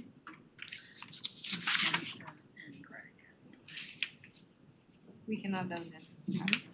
And then we have the criteria for approving a steep slope permit. And on line 52, the planning board has carefully considered all of the comments raised by the public, including those from the planning board and those submitted separately in writing to the board. Comma, which were Yep, overwhelmingly positive. which were overwhelmingly positive. And whereas the bottom of page 6, line 56, that whereas clause talks about its circulation to the fire department, the police department, and the volunteer ambulance, as well as Westchester County. And then the standard statement that it is in all of your resolutions that says you cannot change zoning by this by this resolution or assure the granting of a building permit. And then you resolve, and this is where we talk about, again, the parking reduction to 108 from 158 parking spots for a total of 118 parking spaces and 40 overflow lawn parking spaces. And then we have resolved, Again, just stick in overflow valet, you can put / valet. So again, we're looking. And wherever we have overflow, if we could just We'll do that. Yeah. Can you make note of that? slash or hyphen valley, We'll slash it. okay. And then we get into conditions. We're gonna go through all Sabrina, 50. there might be a typo on line 11, the word linen. It's, No, that's correct. it's a term of Where? art, It's an old term. so. So Line 11? I stand corrected, counselor. It's one of Oh, our linen. terms. It is linen. They used to be of linen material. I'm just used to some tablecloth thing. Yeah. It is a He's thinking he's getting a tablecloth, delivery, absolutely, or a Sabrina. napkin, It absolutely. was vellum, right? Wasn't that originally what they used? These resolutions for the past, at least as long as I've been here, have said linen. No, I'm saying, but the linen was originally vellum? Is that I where the? think vellum was came mylar. after. Predated vellum. Oh, the linen The predated linen vellum. predated vellum. Gotcha, Yeah, yeah. okay. Oh, is that what it was? Linen, vellum, mylar. The Lambskin. architect would know. I'm gonna use that in my. Okay, I'm gonna skip over the standard conditions that Right. like 1 through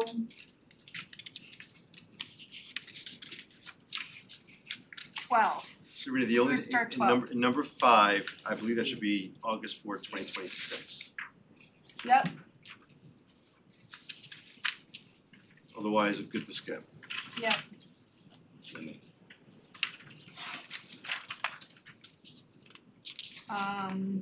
Is that the latest stormwater manual for 2016, Jeff? No, 2024. Erosion control manual, Okay. it's 2016. Stormwater is 2024. Where's that So reference? that's on line 58 on page 7. This is 2001. So New York State Stormwater Design Manual dated 2016. Dated 2016 should be behind the blue book and the stormwater manual should say 2024. So this should be 2024. This? It's not what Miguel said today. No, this erosion control blue book, this one is 2016. Okay.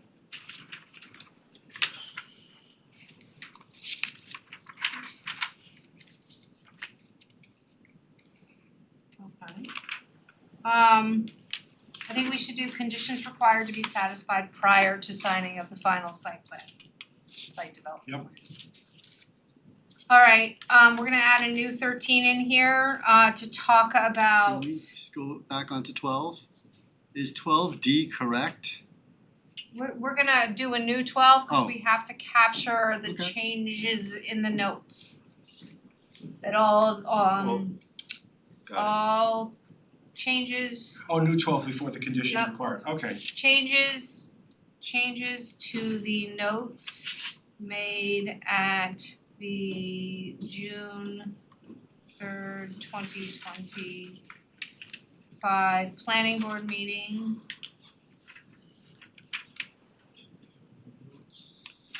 As incorporated into the whereas clauses. Into this resolution. Must be reflected in the plan set. Reflected in the plan set and on the site plan.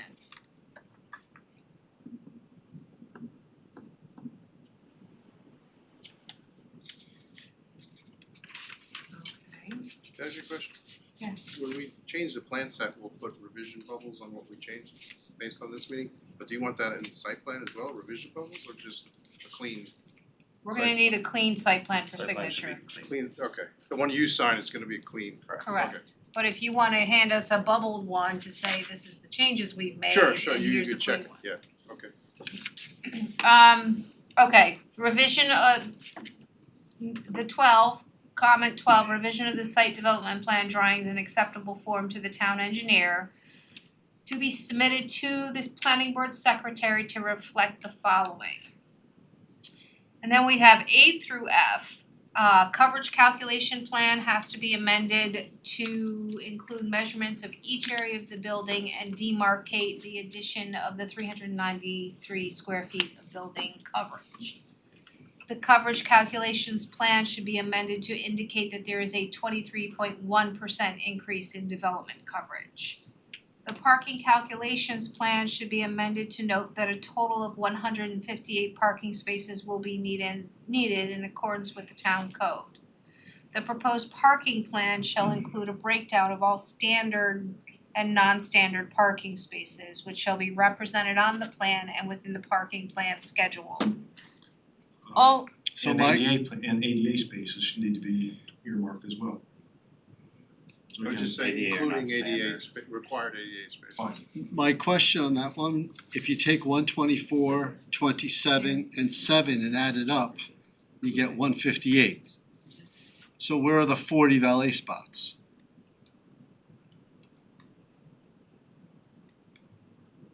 ADA. This is what I was trying to say, I don't think these numbers are right. I don't think that's. Okay, We have to. we're all on the same page. Right. Okay. Well, that's what I had asked. Well, the Well, these are valet- about, we didn't put, Well, if you add up 124, 27, and 7, you get 158. yes, But the 158 includes the 40 overflow, doesn't it? yes, it does. Okay, so then this is saying there's 198 spots on site. No, this is the total parking. Separate the 40 overflow because the overflow parking spaces have a size dimension. And they're included here. They're not, the 7-foot wide ones aren't included in that paragraph. That On the- So that 124 then needs is to be wrong. reduced The by 124 is 40. 84, I think. Yeah, 124 is not 184. 124 needs It's to be just reduced. 84. It's 84, 84 standard. It's 84 standard. Yes, And then the 40 7-footers have to be listed in D. Yep. Right? Yep, so you have 84, 27, 7 and 7 40. and 40.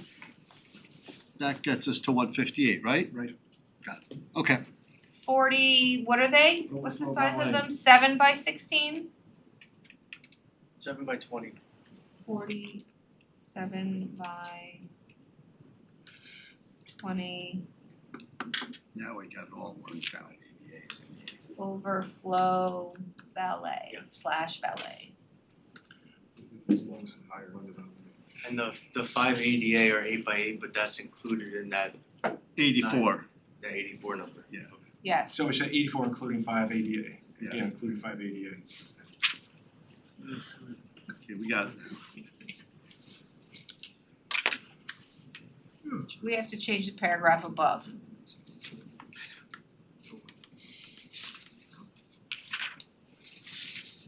Yeah.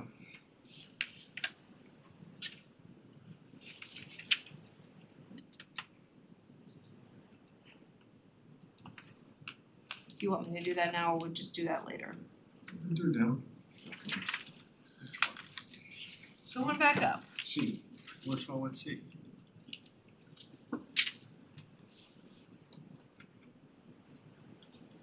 I think C's okay.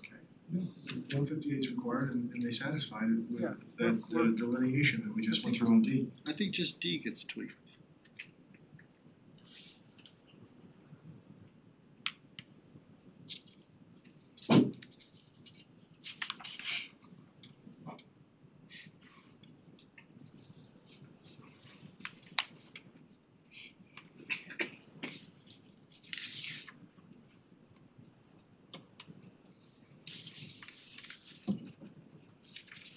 What was the size of the overflow?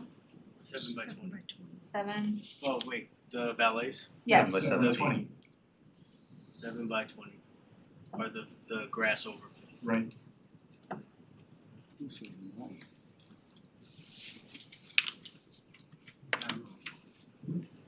Do I have 18?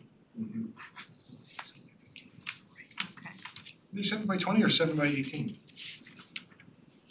Alrighty. 20 would be long. Yeah. The 1997 plan note stated 7 by 20. And we'll stick with so that. I just continued that. Okay, fine. That makes it nice and Awesome. long. Lots of maneuverable space, go back and forth. For those big cars. Mm-hmm. Horse buggies, street space. Okay, moving on, hang on.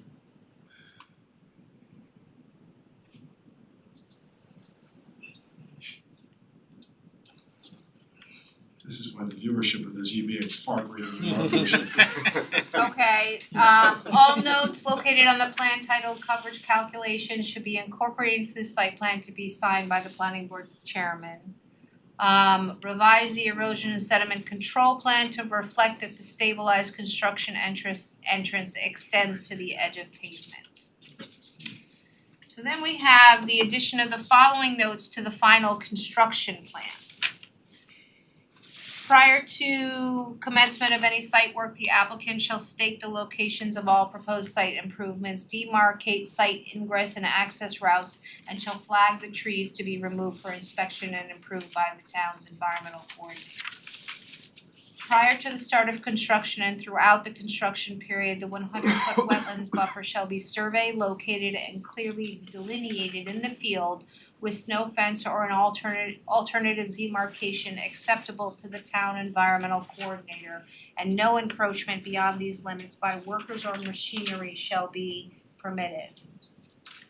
Top of page 9, at the completion of installations, planting and implementation of all trees and shrubs and landscaping in accordance with the approved plans shall be certified by a New York state licensed registered landscape architect as being in compliance with the approved plan set. We're gonna have to back up here a minute. Conditions required to be satisfied prior to chairman signing. These conditions are not conditions prior to signing. Correct? 14AB. But these are the plans that are going on the site plan that he's gonna sign. Oh, these are the notes? Yeah, it's Oh, the notes. following notes, Yeah. sorry, losing myself. All landscaping shown on the landscape plan shall be maintained in vigorous growing condition. And then a requirement that the applicant is required to submit a revised proposed tree removal plan with an updated tree replacement calculation. And it goes on through and talks about the mathematical procedure and breakdown included in Dennis's memo. Can be used as a guide. Dennis, is this where we put the maintenance requirement in? I think you had a 5-year maintenance requirement. We recommended that in your note. That's down later. Is it later? So It's yeah, later. those are, These are, this is These are not a notes. note. Okay. This is, you need them to submit this prior to signing, Dennis? yeah, that needs to be part of the Okay. plan set or part of the submission, so. Okay, on the erosion and sediment control plan, you need to provide the location of the stabilized construction access path to be used to perform all proposed work within the property, including any pipe trenching. Provide a SWIP, which includes an operation and maintenance plan. And then the 17, the SWIP shall provide and or include the following, and there's a list of requirements as identified by Jeff, A through Q, which need to be included in that SWIP. Provide, Are these, Jeff, all of your requirements that you saw in your memo, the 80 different things, 40 different things, whatever Yeah, it it's was? reformulated to fit a resolution, but yes. Perfect, thank you. provide information concerning the boring deep hole testing and results. On the erosion and sediment control plan, demarcate the areas to receive erosion sediment control blankets. On the construction detail plan, the level spreader should not be concrete, but should be grass lined with erosion control fabric in accordance with the Blue Book. Verify, coordinate finished grade levels in the schedule of inverts on the construction detail plan and coordinate this with the grading plan. Verify the spacing between guide rail posts, both diameter and wood treatment on the construction detail plan. In the plan set, provide a grass paved parking lot section detail. In the plan set, add a detail indicating the method of installation for erosion control fabric, slope stabilization, and make them biodegradable. In the plan set, include a retaining wall detail including factors of safety. you have comments? Yeah, sorry, the grass pave, 23, is that just a detail or a full It's a section detail. through, okay. Well, what do you mean? Yeah, a section detail showing how it's gonna be installed. But not like a site section of that. Not the cross entire, section. just one typical. Okay, thank you. The plan set shall include traffic information regarding directional arrows, stop signs, stop bar, ADA accessible parking, including signage, etc. So that should be added to the plan. Recommend revising the photometric plan to achieve minimum lighting and parking and pathways as per the IAW IES of North America. Just one clarification on the traffic circulation. I don't think we're anticipating putting like painted arrows on the pavement. No, but you need to identify it. But we can certainly do it with signage, but not, Correct, it that's just fine. wouldn't fit in The the, aesthetic. yeah.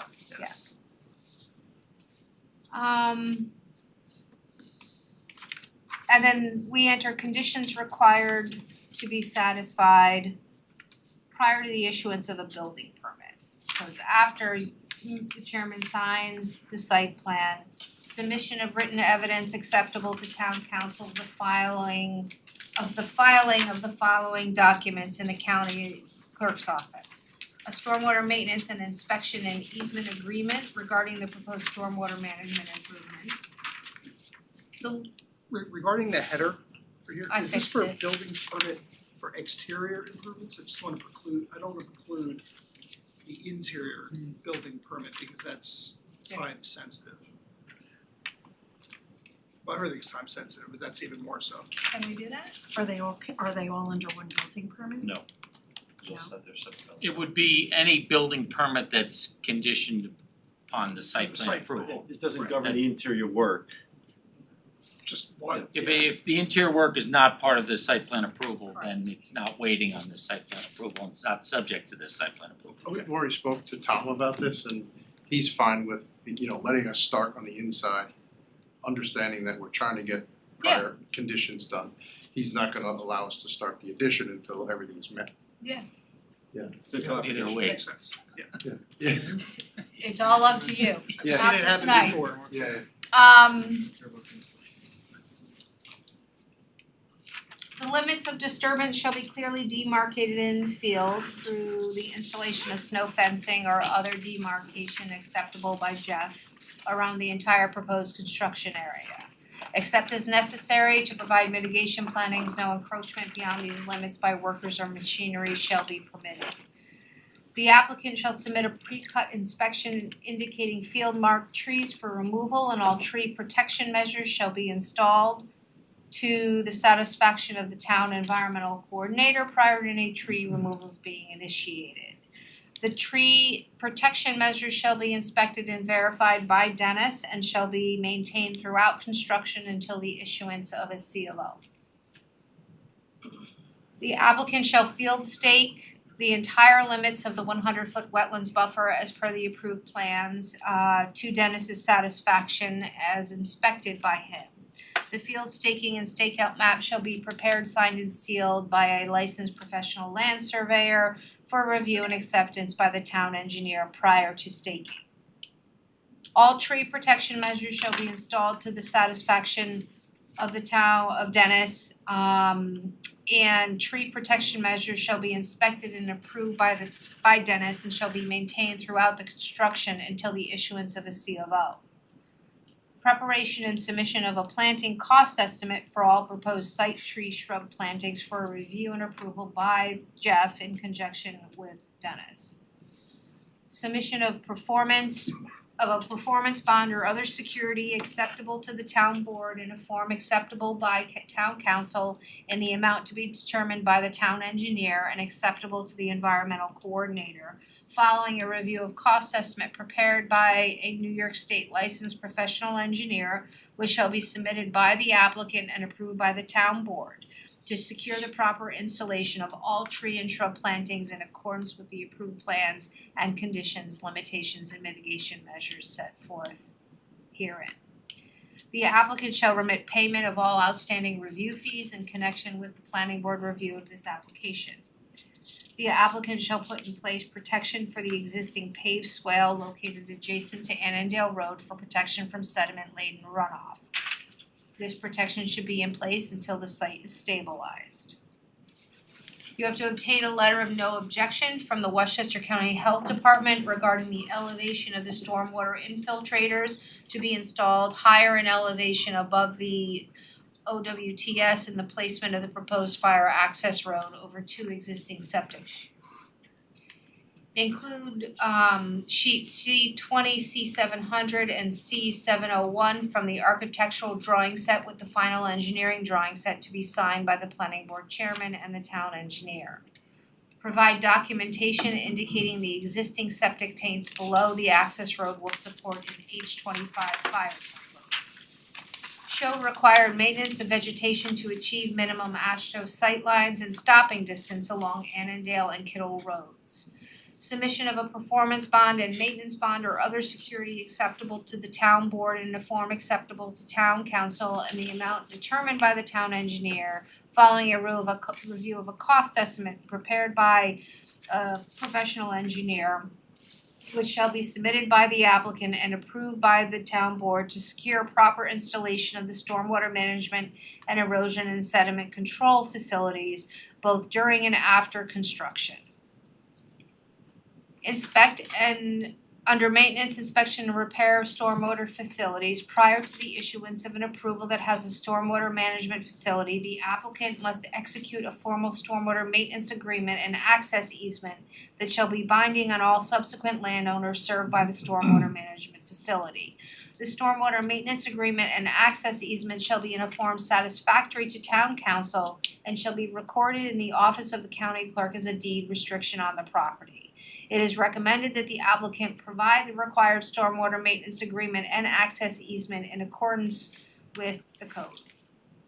Submission of payment to the town of Newcastle for an inspection fee equal in an amount of 3% of the total cost of the aforementioned site-related improvements. And there's instruction on how to calculate that.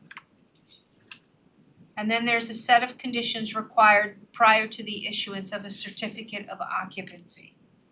At the sole cost and expense of the applicant, the installation and implementation of trees and shrubs shall be certified by a licensed registered landscape architect as following the approved plans and conditions to secure approval of and fully implement the final approved tree and shrub plans to the satisfaction of Dennis. Submission of a 10-year maintenance and monitoring plan for the trees and shrub installations that follow town protocols and is satisfactory to Dennis. Can I just jump in here for a quick second? Just kind of curiosity, why 10 years on a site that's not really wetland or sensitive site? Typically it's like 5 years, but we go to 10 and So for residential, that's correct. For commercial, that's the 5-year jump. Typically, if the planning board is so inclined to reduce that, that's up to them. But for me, following, sort of how it's done, it's 10 for commercial. Do you wanna make that request, Brad, to the planning board? It is a request only in light of the fact that it's not Can you wetland speak vegetation. into the microphone? Not gonna make or break anything, right, to be candid, but just given the fact that it's not a sensitive wetland site, I guess our request would be to reduce the 10-year plan to a 5-year plan. Thoughts? I don't know. I mean, it's the 10-year is just to protect the town, to make sure the maintenance and everything is taken care of by the commercial entity versus the homeowner, right? I mean, personally, it's an establishment that's been there for a long time. It's an applicant that's shown good faith. I think they're doing a lot of stuff to make the building and the property better. I think it's benefits them to keep up the maintenance of the landscaping and stuff like that. I don't see it, whereas if it was some other tire distribution center, I could see them letting the maintenance go because they don't have people coming there to eat and have weddings, so I would be willing to go to 5. We're gonna take offense to that comment about a distribution center. Sorry. Yeah, I don't think I've ever had a 10-year bond, even for the distribution center. I'm used to mostly 5s. Jennifer, you okay with 5? We'll change that. We'll change it to 5. But Dennis, the next one will make 15, okay? Submission of a cost These estimate. village will be back before you know it, guys. But they you know, in all fairness, they were disrupting that site to a much greater extent. Yes. And it was a sensitive wetland, okay? reason, it's a lot of money. Submission of a cost estimate for trees and shrub installations to include the cost of site preparation, plant materials, and labor to the satisfaction of of Jeff and Dennis. Submission of a 10-year maintenance guarantee for a period of 10 years following the C of O. 35% of the cost estimate for site preparation, plant materials, and labor to install the required tree, shrubs, and ground cover plantings. Wanna reduce that? It's the same. Yeah, can I just ask for a point of query, what do you guys, that's a big number, what do you guys accept for that? Like, how does it, What's that? in terms of the money, like, what is that? Is that like opposed to US Treasury or something? How do I post 35% of a, Bond or cash? Letter of credit, so like, can it be US Treasuries or something? yeah. Well, a bond to be issued as a percentage, it backs up the obligation. It would only cost you a percentage of what you're paying as long as you have the financial wherewithal to the Right. bonding company. If it's a big number, you're probably better off bond, you do what you want, Yeah, but you'd be better off getting a bond. I just wanna make sure that, okay, I agree Yeah, with you, the surety can be in a form that you want. okay, thank you. You're welcome. So we're gonna go to 5 years. But that would also track the 5-year Correct. maintenance. I'm changing it, give me, you know, I wish I could put it up there, but as you saw, the computer's not cooperating.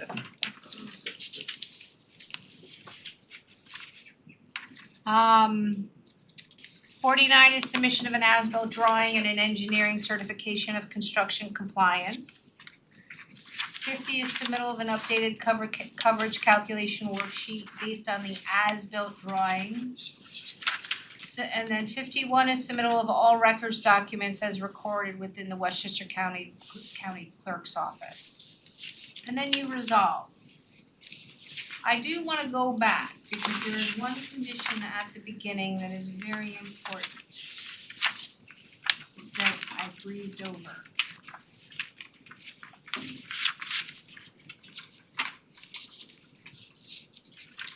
It's condition number 4. Gentlemen, are you listening? Go ahead. The applicant shall ensure that the architectural plans align with the engineering plans with respect to parking, landscaping, and other site features, or in turn provide plan references so that the information is consistent. Okay, so you and you sit down, have coffee, and review your plans, okay? Are you implying that they don't look? They do not match right now, Okay.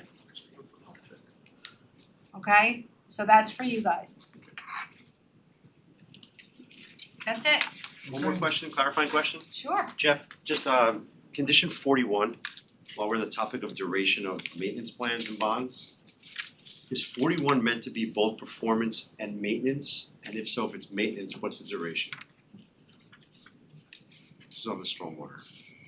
This is one. They're up. Usually it's until it's built. Microphone. Right. It's usually for a period after it's built. That's Maintenance what maintenance is all would be about. 5 to 10 year. Performance is just until. But performance I get, but if it was maintenance, I just thought should we clarify now the duration? I'm not clear on what the duration is for stormwater. 10 years normal. How does that? I'm putting you on the spot, but I don't know. Give them the microphone.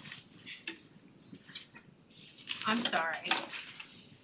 I'm here, I can yell at you all. In most municipalities, a bond is not required for the ongoing maintenance. That's what the maintenance agreement is for, at least that's been our experience in other municipalities. 10 years does seem significant. And the maintenance agreement ordinarily has a provision, the town has the right to come onto the property, inspect, and if we don't take care of the stormwater maintenance, the town has the right but not the obligation to do so. If the town spends any money in maintaining the stormwater, those costs are recoverable from the landowner and is a lien on the property until those costs are paid. Right, but So the that's- the maintenance bond takes care of that, so that the town doesn't have to do that and chase you. Instead, they just go directly to the bond. I don't recall in the typical stormwater agreements that DEC requires that there's a bonding requirement. Some towns are starting to do it, but you're correct, the DEC does not recommend it. It's the obligation to do it. Right, the performance upfront, no Of course. question, Right. I'm just focused on the maintenance, and in fact, I just did one today, Tarrytown. in Tarrytown, and it wasn't in there. Right. So, I raise it, I mean, we can work it out. Well, I think it's important to have, what the term is that we can, roll around with that. Because the maintenance obligation, to be clear, is in perpetuity, right? That the stormwater Yeah. agreement gets Correct. recorded, and that doesn't expire 5 years, 10 years, or 15 years. That's in perpetuity, so to have a bond on the property forever, I think it's just what. So then how about this? Here's an idea. Maybe the agreement should have some maintenance requirements and reporting requirements to the town so that we can be Yep. ensured that you're maintaining it. Yep. Because we now have the obligation to police you. I think there are annual inspection. There are. Yeah, but they're, Reporting. What's the right, right but to that, No, but There then are but then we also have to requirements- have our own private inspection and provide that annual to the Yes. update To us. to the town, exactly. yeah, to the town. Would that work? I think that's fine, if the planning board wants to go that direction. What have we done in the past? What have we done in terms of, I mean, We this is lose not the track first of time these we've had a right now. maintenance bond. Right now, we lose track of them. We are having a heck of a time finding them right now and finding the responsible party. I think a maintenance bond helps. That's the point of having the money, right? That's the point of having a bond, it helps track. Yeah. It does expire. Well, if it does expire, it expires. And so if it expires in 5 years, 10 years, or if it goes in perpetuity, along with the, maybe the percentage is reduced, but maybe the maintenance bond is kept in perpetuity, I don't know. I'm not sure if you can do a bond in perpetuity. You have to You keep could renewing do it it, over they and just over and need to over again. keep paying. Yeah, paying over. You know. I've never seen that, I've never seen a bond like that forever in perpetuity. I've seen the city DEP. So What's that? The city DEP. DEP? why don't we leave it the way it is? Let's talk about it. Yeah, if it's just like at the Because discretion. honestly, what I would like to know is what are your maintenance requirements for your stormwater improvements, right? I mean, and if they need to be inspected annually, we need to receive copies of that annually. Yeah. What is the cost of maintaining your facilities? How can we guarantee we can maybe base a maintenance bond off of the cost of what it would cost to maintain it? So look, it currently says an amount to be determined by the town engineer, so I guess in theory, the amount could be 0. So we could leave it and Jeff just work it out post-approval and we could We go need back. some guarantee that you're gonna maintain the stormwater. Of course, yeah. And we need some guarantee that you're gonna tell us about it, Agreed right? on both. Those are the two, those two components are the most important points of information. How we get that done, I leave to Right, council that would be in the terms of the maintenance agreement. Right, but we need something a little stronger than what we have now, because we've had these maintenance agreements and we're not getting it. So look, it's us, we'll work it out with you guys post-approval. I think you should have, I think you should have a fee element in there that will help you track it as well. Because I think, look, the town is incurring costs to get these reports, review the reports, et cetera. So I think some sort of minimal fee should be set up and that's one of the ways of policing it. Yeah. Because we're, I mean, again, we're doing more and more of these and we're gonna be incurring more and more expenses. And as a taxpayer, I'm not real happy about it, that we're paying for that if Yeah. someone else is not paying for those. But I think we need to really sit down and kind of have more discussion internally. Yep. So we can leave it as it is because it does leave the responsibility with Jeff to determine what that should be. And let's talk about it and determine what is best for the town moving forward to ensure that these facilities are maintained.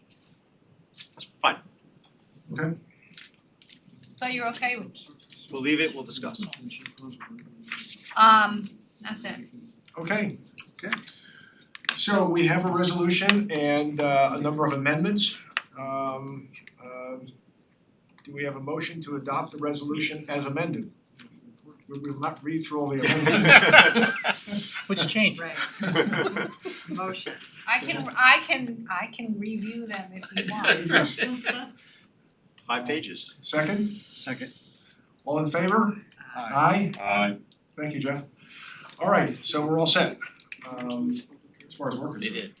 So we're done, good Thank luck. you. Get your stuff in and hope everything works out for you and as quickly as possible. Come visit. Thank you very much, Yep. including working on the timing, really appreciate it. Thank you, Sabrina. Thank you so much. You're welcome. Okay. No special meeting necessary. No, it's all right. No, I said I'm So gonna- we have one last thing, then we have our minutes of May 20th. Any changes? I had no changes. I had a couple of very minor ones I'll just give to you. Yep, I had nothing. Jeff, any changes on the minutes? I don't have any changes. Do not have any. Okay. Is there a motion to adopt the minutes then of May 20? Motion? Second, Second. all in favor? Aye. Aye. Okay, is there a motion to close the meeting? Motion? Second, second, Second. all in favor? Aye. Aye. Okay,